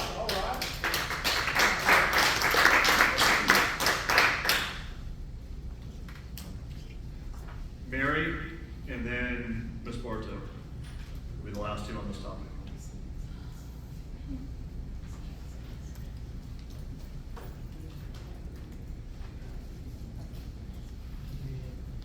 Hi, Mary Davis, thank you. I do have a lot of concerns about this. As many of you may know, I am a government watchdog, almost full-time. I believe our government is out of control on many levels and needs much more oversight. What I see is a very troubling trend of an erosion of rights. First, we're taking away clapping in the public at the Board of Supervisors. And then at the gun violence hearing, I think it was lost on a lot of those people that went in. We all had to go through metal detectors and give up any right to be armed or self-defense while we went in, and the supervisors, our electeds, got their own personal security with the sheriffs there. So again, a double standard rules for me, but not for thee. And then at Sandag, they limited our time down to a minute. Again, taking away our right to redress our grievances with the government. So a serious erosion of rights for the public. But what this does, limiting the board members to 5 minutes, that's an erosion of representation. And that's equally egregious. And you get to be the arsonist and the firefighter. You consolidate the meeting, saying for management that you want to take it down to once a month. But then now you condense it saying, oh, we need to get, because it's a long meeting. Well, you did that to yourselves.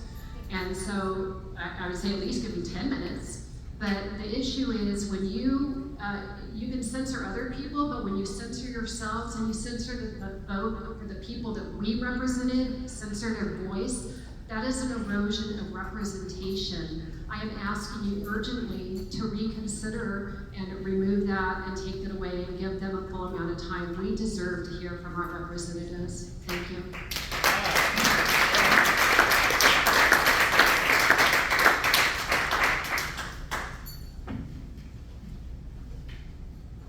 Again, just to rephrase, I'm speaking as a community member, not as a past board member.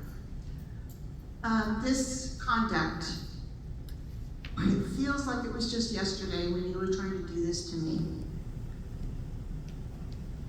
You caused this when you went to one meeting a month. You caused this when you did not answer Anthony's questions. You caused this when you did not give him the information he was looking for. He had no choice. The only right he has to speak in public to all you board members without violating the Brown Act is to do it in public. He is doing his job. He is a parent advocate, and he is speaking for the parents. He is speaking as an elected official, and he has the right to speak. I don't see him up there wasting time. I don't see him up there making little fluff statements. I see him up there doing his job, as all of you do. And I would expect this not to pass. It is, as Priscilla said, a gag order. Board members are elected, and most of their time, except in open session, is limited to board members being able to speak freely. I feel this could be illegal, if not very unethical. Going back to 2 meetings a month, I think will solve the problem. Addressing and answering questions asked by board members outright without silencing them or just not returning their calls or their requests, I think will help this. This gag order is just trying to silence Anthony, who is a voice for the community doing the job he was elected to do. Thank you, Anthony.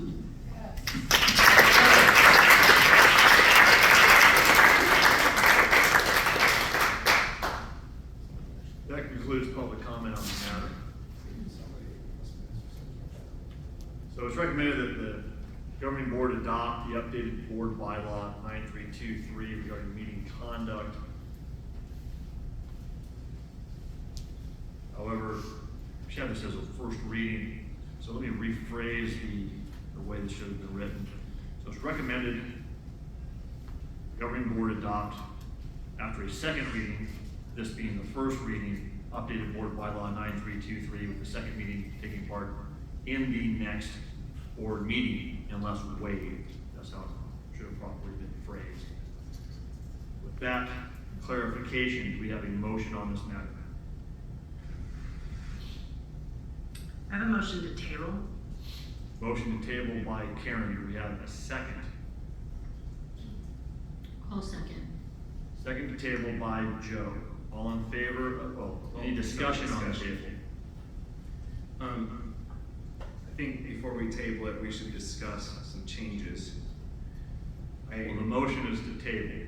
So if you want to discuss the tabling, that's Okay, so only tabling this would be brought back exactly as is at the next board meeting for a second reading? No, there will be there's no first reading. There's no first reading if we table the matter. The next board meeting would be another first reading technically.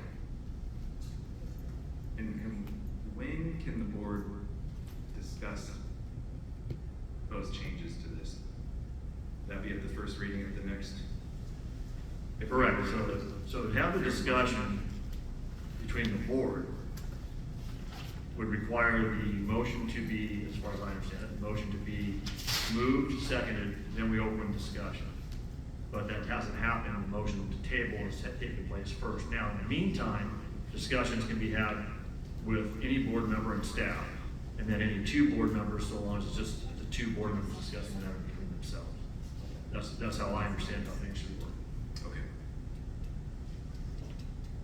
So based on that, are you having a question about whether or not tabling this will produce the same outcome? Or is there feedback from our tabling that we could submit to each other, or not to each other, sorry. It's almost midnight here. That we can then revisit and submit to Dr. Miyashiro, and then we can disseminate. I have a suggestion on that. I think that a workshop perhaps would be appropriate, something that was recommended by an audience member. Well, Karen's actually recommended a workshop for several weeks. We try to coordinate that. I would like to, I know the motion on the table is to table until the next regular meeting. If I may, can we table this, the other board policy update before this, for a workshop would be, and any other policy updates that may have come from CSBA since 2018.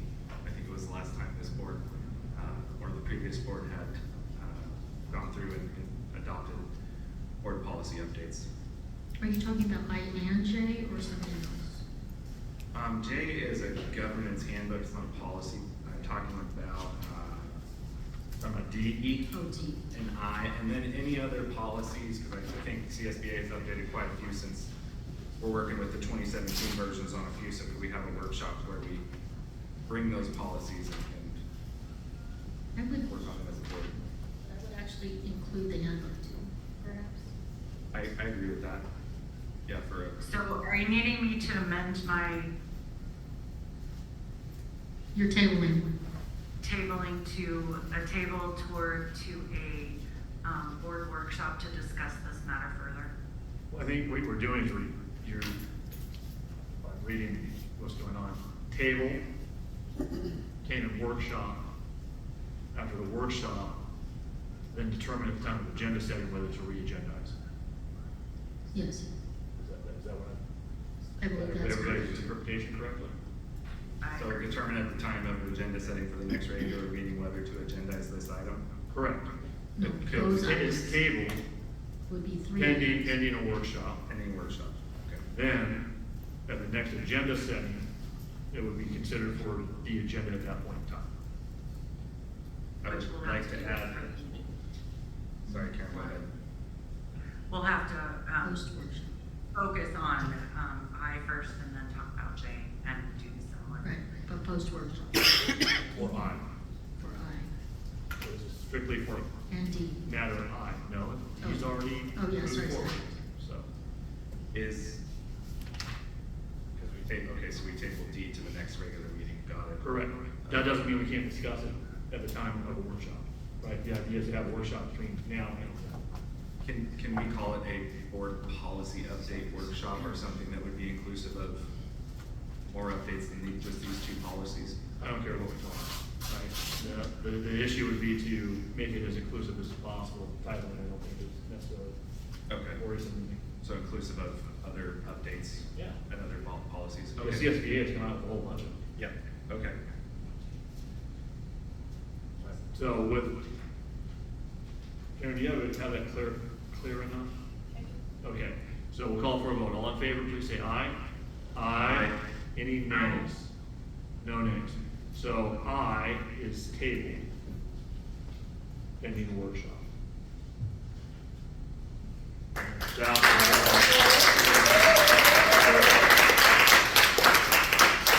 Moving to J. This is on handbook matter. We have speakers on J. Chrissy, you will go first. Tom second. Mr. Richards will go third. And Ms. Wrangler is not present. Ms. Shriver, you will go after Mr. Richards.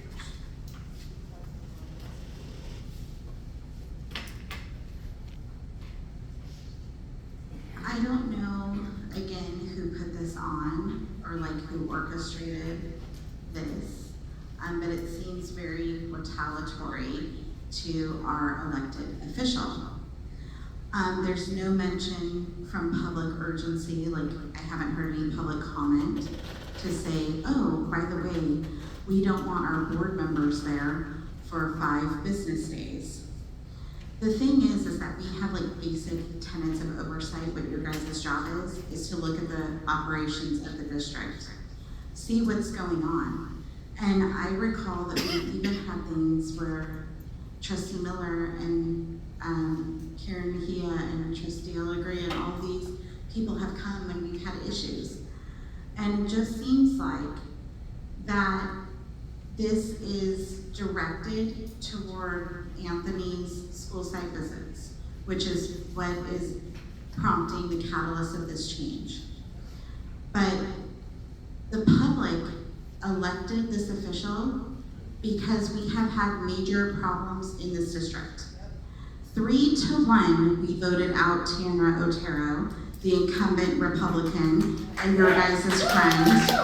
and we will do it again for 2 seats come November if you continue the tyranny that you are showing. We deserve representation. We deserve to have our board members speak and move freely. I don't see Dustin Schroeder being told when and where he can't go. I don't see President Biden or fake Biden able to told where he can and can't go when he's governing. Who tells Mayor Wells where he can and can't go when he's looking at the operations of what he is told and held responsible to? You guys should do better, because we for sure will.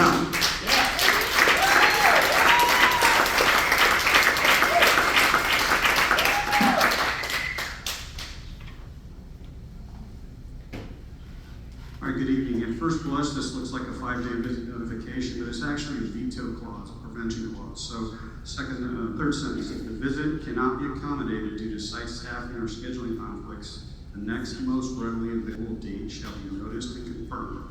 This is a veto clause for an elected trustee cannot pass.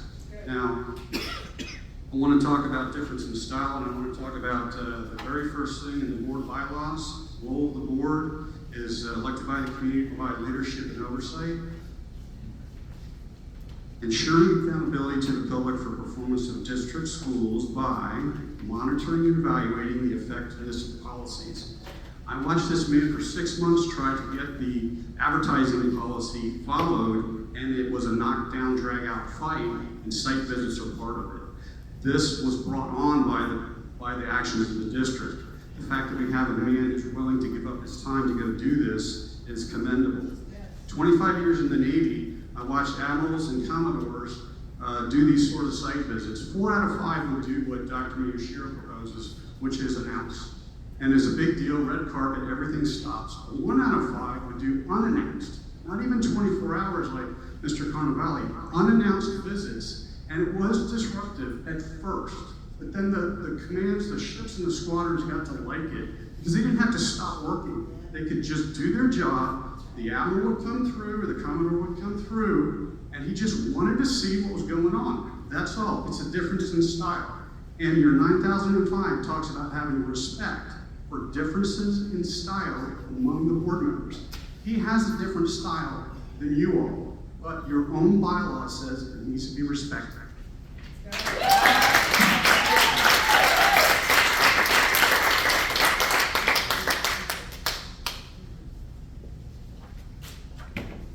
Mr. Richards. I'm going to have to stand up for this one. Another lack of leadership, another abdication of leadership. Here into the grapevine, and this is a retaliatory measure because Cajon Valley shows up at a construction site, offers ideas how to complete the project under budget, more efficiently. I don't know. That's just a rumor I'm hearing from the parents. Common reoccurring theme, retaliatory. All in one board meeting, my first one here. Let's put that aside, okay? What person behind me goes and works their butt off as little kids in the school and they're complaining because their boss doesn't give them 5 days before they show up and check? How about this guy in the bright orange who's here after freaking work? You think he has that? No, I don't think so. But it's a thread I keep pulling, and it seems to me there's something going on here between Miller and Karen and these big contracts. We want you to be leaders. We want you to lead from the front and to go out and inspect these sites and ensure that these parents, their tax money is being spent properly. That's what we need for you. That's what we pay you for on top of all the little side gigs you have. All right? So, if you vote on this and you vote to push this through, you're going to make a proclamation to all of us and all the regional GOP that you're a bad leader and that you're advocating your power and their power, and we're not going to tolerate that. All right? And after all the deployments that I've been on and all the leadership positions I've done, even as a young Marine in Iraq, I remember BAMSIS. Begin the planning, arrange recon, make recon, complete the planning, issue the order, and who's here as a jarhead who knows the last final step to running a good show? It's supervise. But you don't want to supervise. Why? What are you hiding? Why are you advocating your power and these parents' power. Don't vote this in. You better shelve this and figure it out.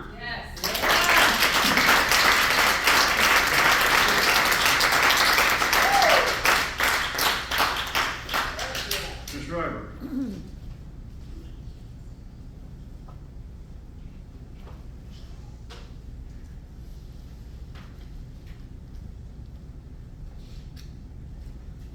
Final and third concern that I have as far as the two board policies and the handbook that you have. The very first notation in the handbook is that every fall the board would get together and review their policies and protocols and bylaws.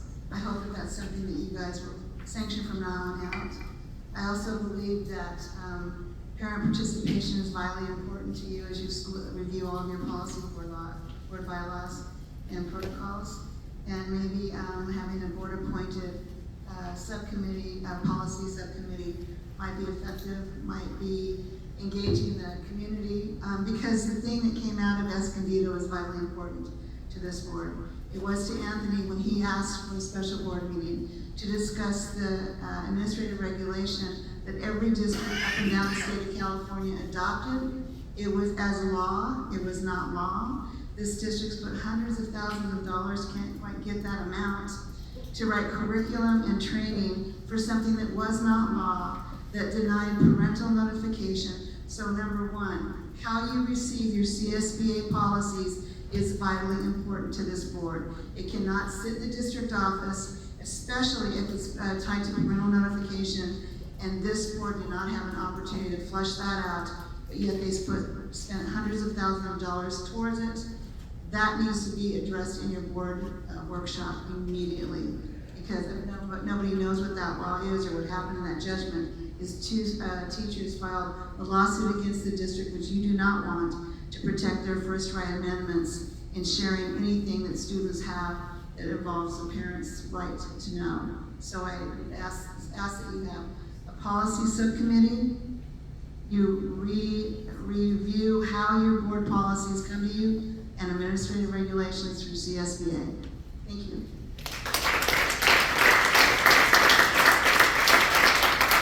Next speakers on the topic, Mary, David, and Ms. Barton.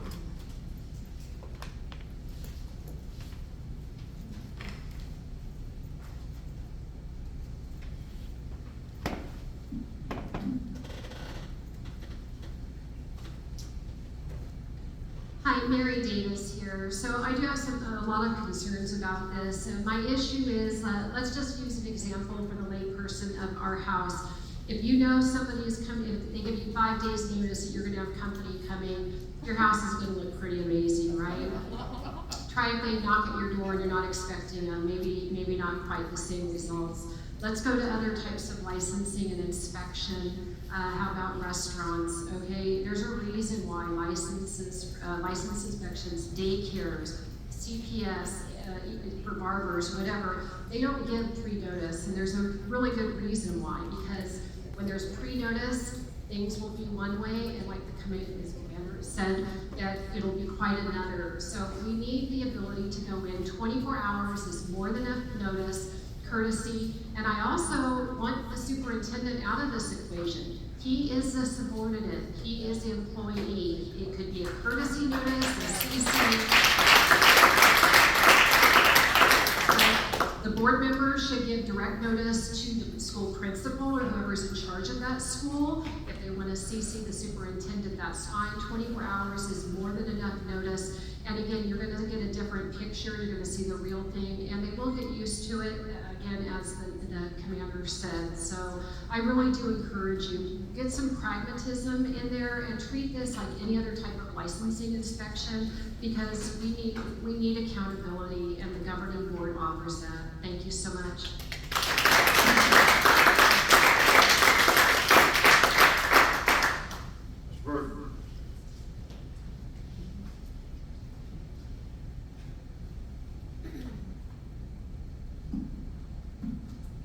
Well, I'm an eternal optimist, and I just witnessed you got the board listening and tabling a motion that the public doesn't agree with. I think that's a great insight, great display of listening to the people and maybe revisiting things. I think that this should be taken completely off, tossed it into the wastebasket. This idea about giving 5 days is nonsense, absolute nonsense. It's maybe a way to cover your bases. We know that there was an incident in the last few months when a trustee visited a school and found some posters that shouldn't have been posted. And they had to do a mea culpa and get those posters down because they did not follow board policy. You can scrub anything in 5 days. We are not communist China here. Communist China has minders that you walk around with everybody. We hired these trustees to be our overseers because we can't all wander around the campuses. It's the right thing to do to allow the 24-hour visitation time, and we expect those policies to continue, because if not, we are going to raise holy heck. We know who dictates rules and regulations, and that's dictators. And we don't have dictators. We have a democracy, a representative republic here, and you guys are representatives, and don't try to handcuff our representatives. Thank you.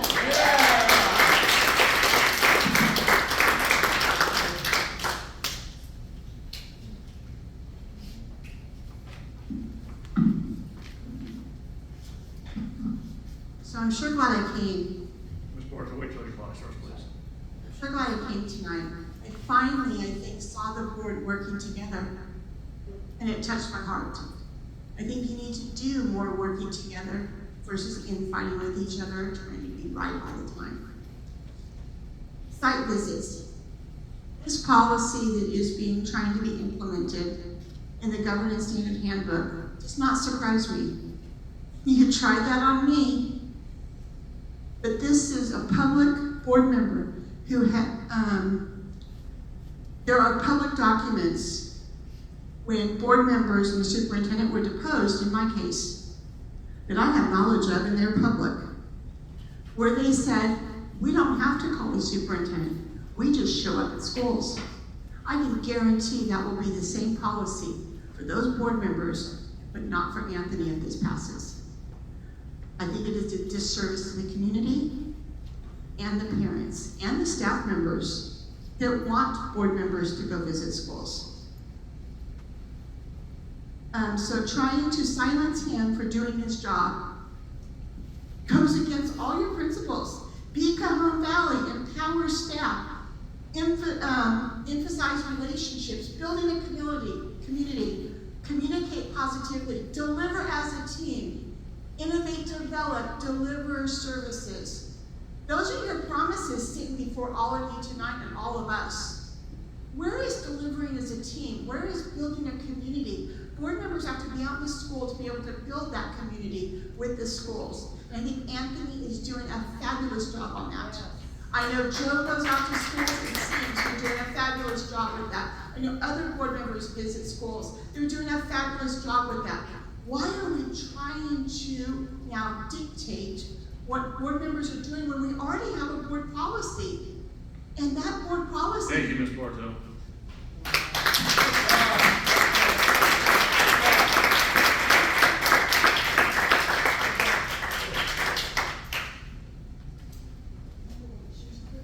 So it's recommended that the governing board consider implementing the following modifications to the Cajon Valley Union School District Governance Handbook.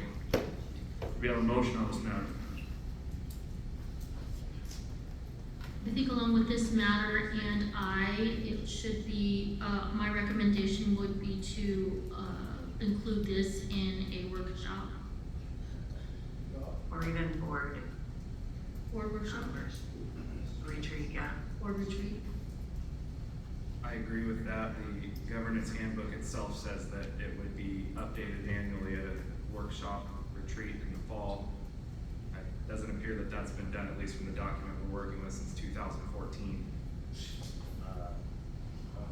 Joe, were you on this board back then? I don't think any I members. was on the end of 2014.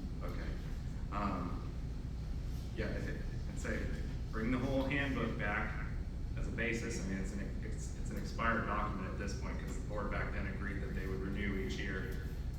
We can use it, some of it, as a basis to come up with working agreements amongst ourselves, and something that we would all be signatory to if we want to do it in the same fashion that they did back in 2014, their signature panels for all the board members from back then. But I'd say that we really ought to start with a clean slate on this.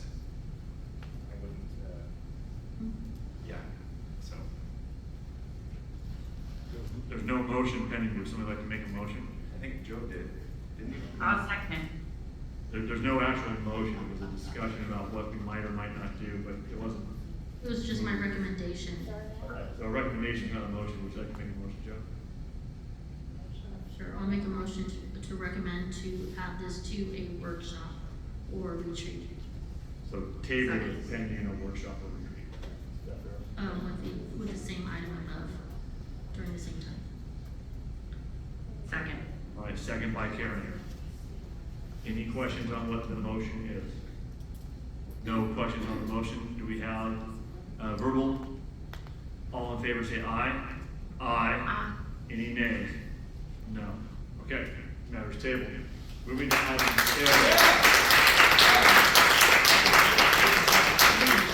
Do we have to table that? I mean, to not vote online?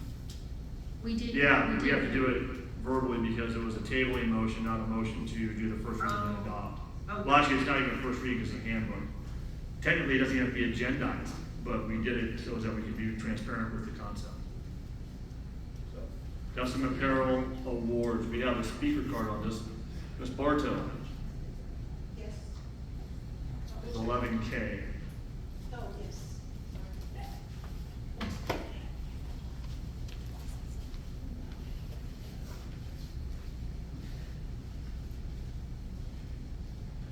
So very quick on 11K. Please wait for the clock. Sorry, Ms. Bartow. So very quick on 11K, the PO branding. On item 10K tonight, on the warrants, checks, and purchases, this company is already being paid over $20,000. But the approval is tonight to approve them as a company. So why was this done in reverse? Why was this not brought to the board to approve and then contracted them to do a printing job? And then just, I didn't say it last time, I'll say it before I end quickly. When you have workshops, make sure they're in the evening. Parents want to be there. They work daytimes. They want to be in the workshops. They want to be here to give their input and to listen. So make sure they're in the evenings, not during school hours. Thank you.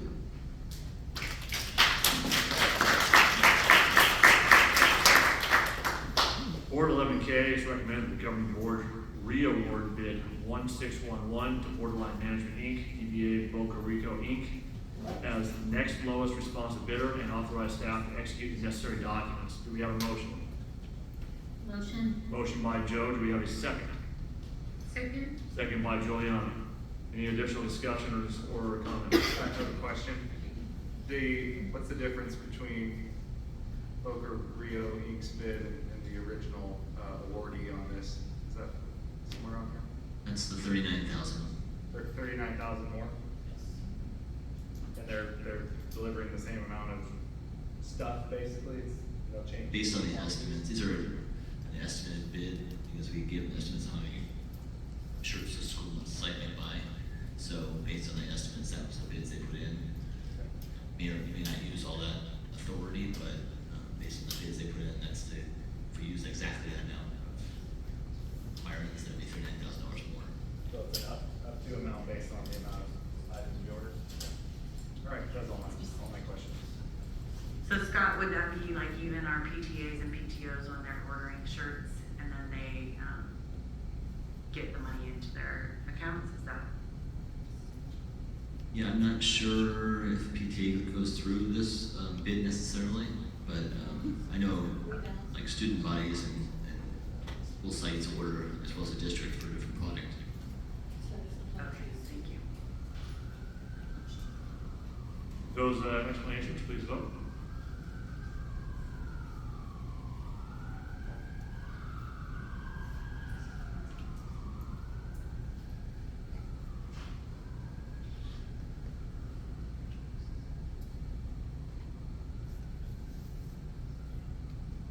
Passes 5-0. Moving to communications. Do we have a moment of silence this evening? We do. We received the sad news that Anthony Tony Salisbury recently passed away. Tony was part of the CBUSD family for more than 5 years, most recently working as a behavior intervention specialist along the team at Greenfield Middle School. His passion for supporting our students was evident in everything he did. Tony will be greatly missed by the entire Greenfield and Cajon Valley family. Moment of silence, please.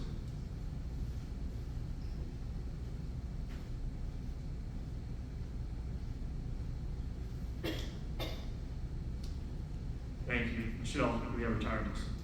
I'm so happy to report we not. Excellent. We will now go to public participation, the general public participation. Mr. Espinoza, since we lost you on the last one, please come up and be first. Mr. Richards, you'll be second.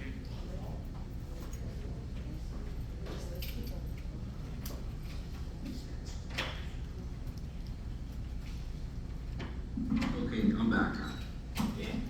So, the right of parents to direct the upbringing and education of their children has long been upheld as a fundamental liberty and interest under the 14th Amendment.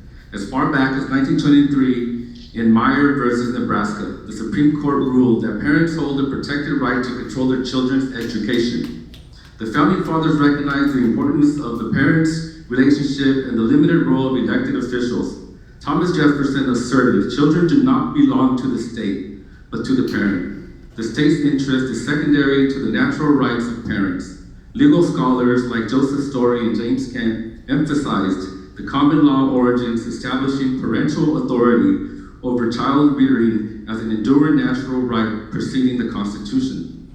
Schools Act and local parentis requiring parental oversight.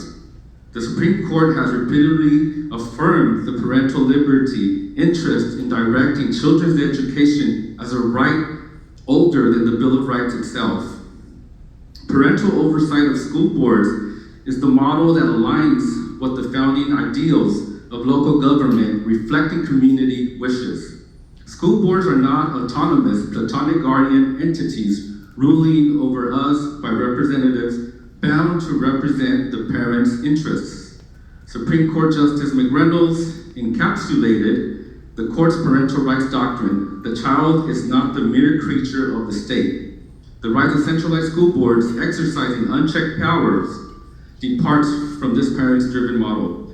Direct parental oversights provides checks and balances against partisan capture. Parents know what's the best interest for their children.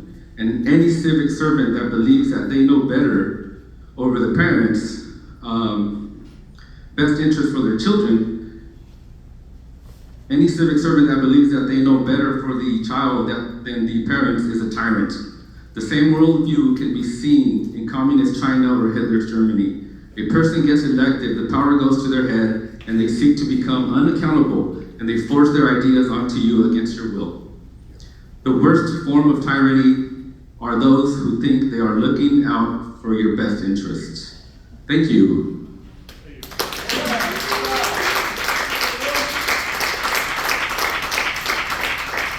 Mr. Burton's left the building, so Dave's going to skip. Leverella, please, then followed by Shari. Please stand behind.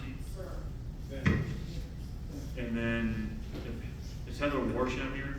Heather, if you'll please stand behind Shari. And then Mr. Richards, you'll back clean up there.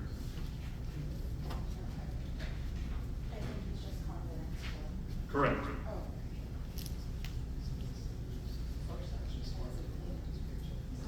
Lee Veraldo, and I am here because I love my neighbor. I don't have any kids in this district, but when I was in this district, my kids went to a charter school. And prior to that, I was a homeschooler.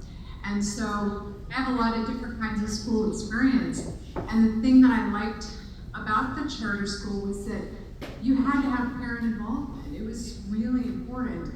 And so you also had, you could bring all kinds of things to the class, and it was great.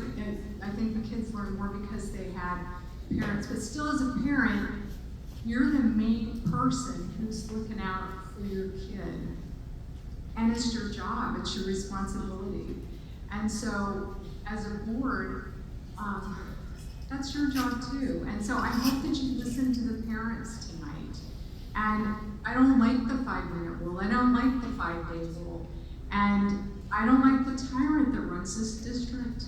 And so I hope that you guys will do the right thing and not only get along on the things you need to, but also get rid of all of these things that you need to get rid of too, and listen to the parents, or they're gonna take their kids out of here.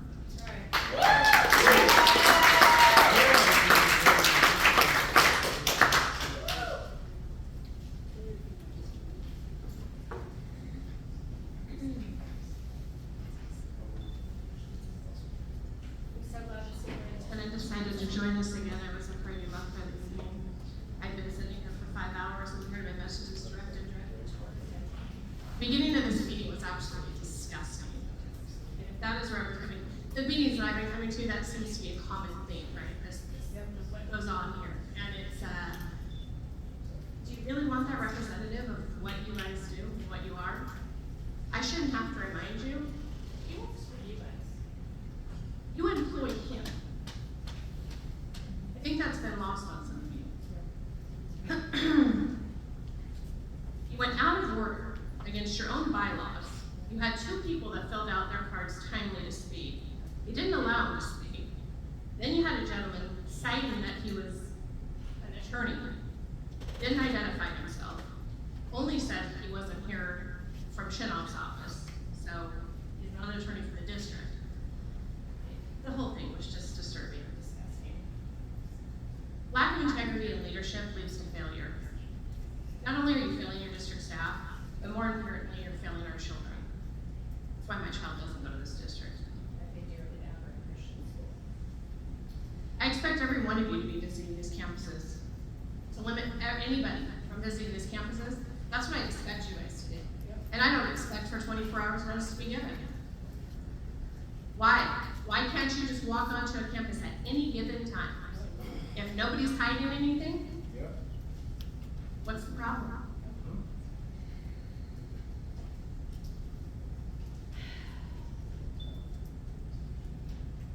The conduct of this board and this cabinet, these meetings, month in and months out, it's embarrassing. Some of you should be really embarrassed. This is what's representing us. It's so disgraceful. The majority of this community does support Anthony Carnevale, and they appreciate his transparency. It's high time you all get with the program. The community has lost respect for many of you. That's the word on the street. So I suggest you guys all come together as a board. The board needs to come together, remember who you employ, and let's do the right thing. Yes.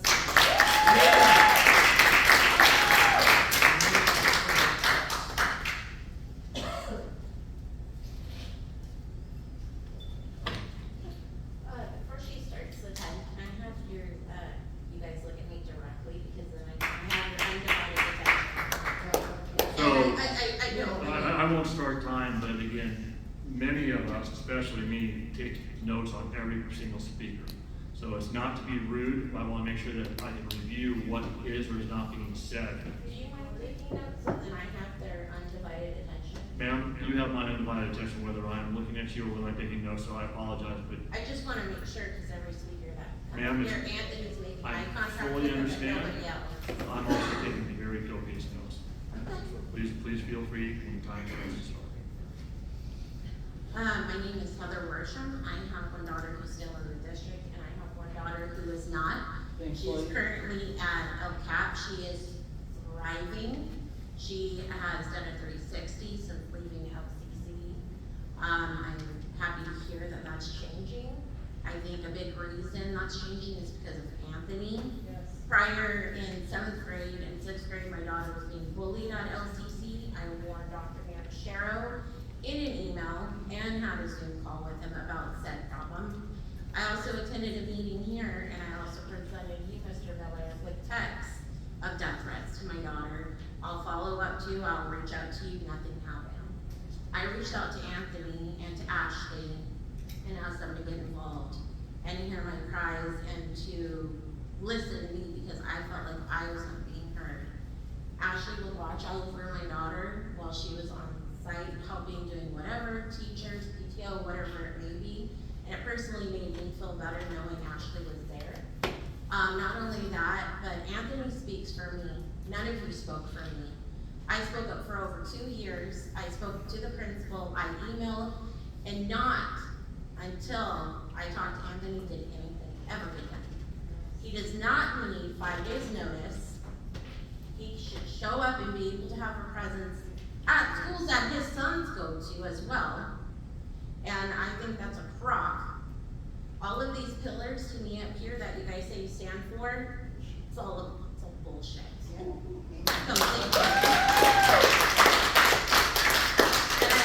I can tell you, the best day was the day my daughter graduated from LCC.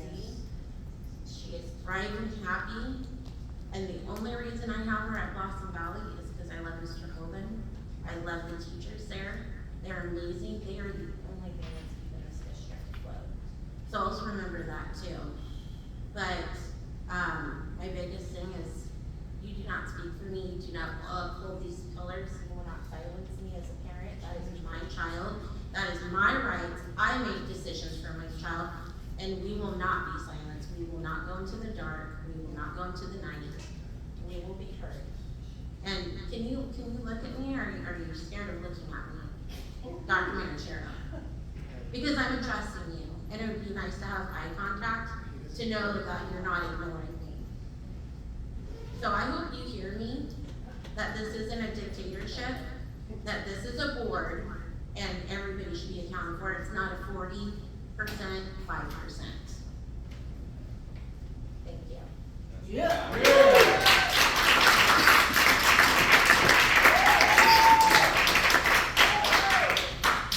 Mr. Richards.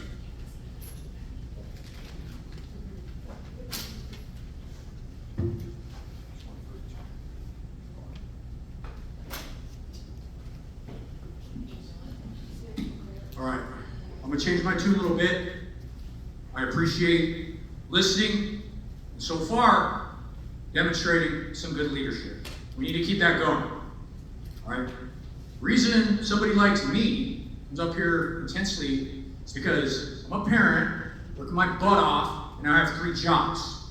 My regular job to make money, and I have to raise my kids. Now I feel like there's a coordinated assault by activist parents, activist teachers, and administrators to put kitty smut books in schools. For the past year and a half, I've been facing down Antifa, revolutionary communists up north.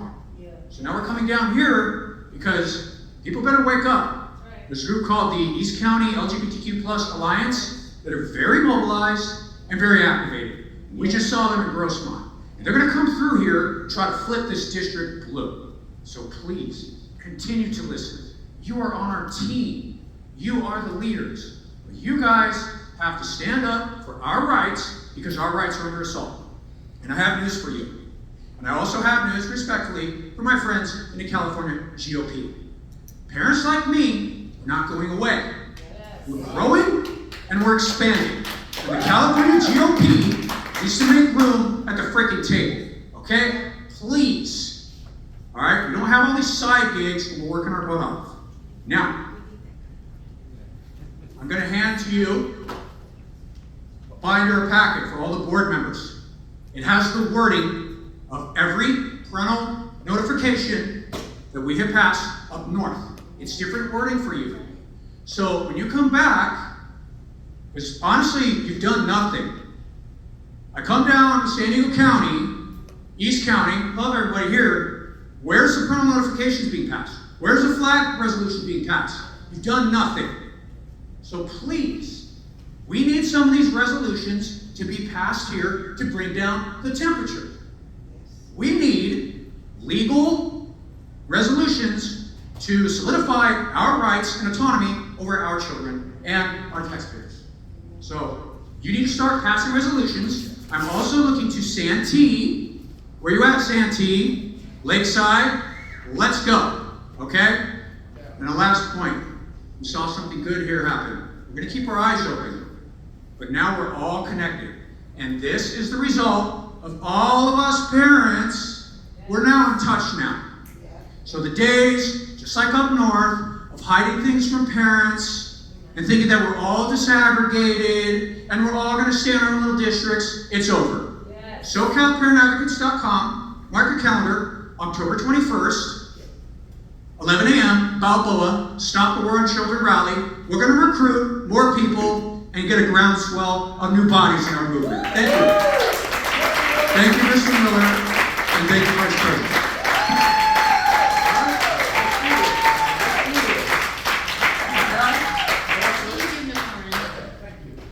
CBA. I think I'm the last CBA member standing. Okay. So, they left a long time ago. Got it. If you don't mind, Absolutely. I'm just the treasurer. But, we are working on our contract. Our election is going on right now, and the election closes on Thursday. So I'm hopeful that once the election closes and the results are given, that at the next board meeting, that we will do what is necessary for us. So I didn't ask Steve if it was okay to talk, but Can you state your nobody name? else is here. Oh, you don't know me? Can you just state your name? Can you state your name? Jill Nugent. Woo! Okay. Proud teacher from Blossom Valley, who is a teacher that just wants to teach and hopes that everybody here remembers that. Thank you. Don't see Mark. Is anybody here from CSEA? Oh, Mark's sick. Pardon me?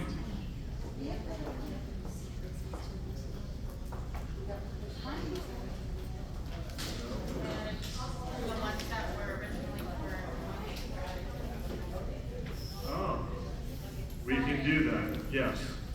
We will bounce back to the 1A issues into public comment. That's absolutely fine with CSEA not being here.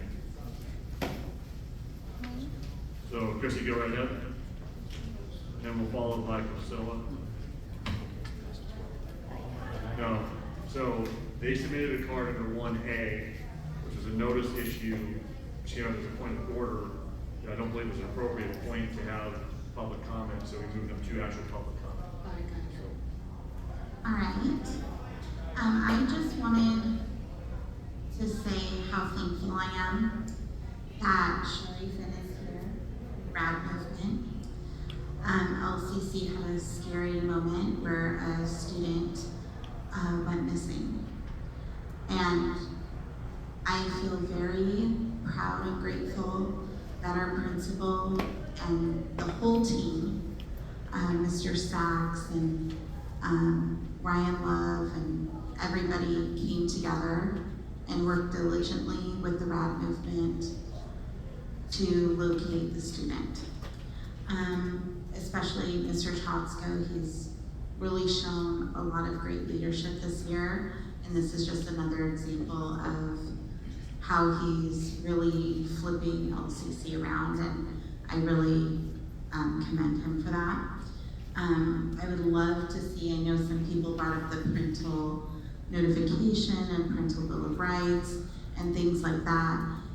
I'm really hoping you guys are working towards something like that, a resolution, something to really solidify that.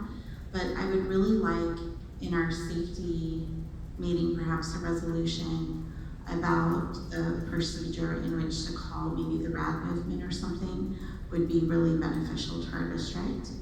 I was gonna speak on the parent council reports, but you can go ahead and skip that. I just wanted to say that I was very happy that Karen included us PTOs in a little meeting, and that you guys finally changed the agenda to not say PTA council and parent council, because there's a lot of us who do a lot of great things for the district that aren't affiliated with PTA directly.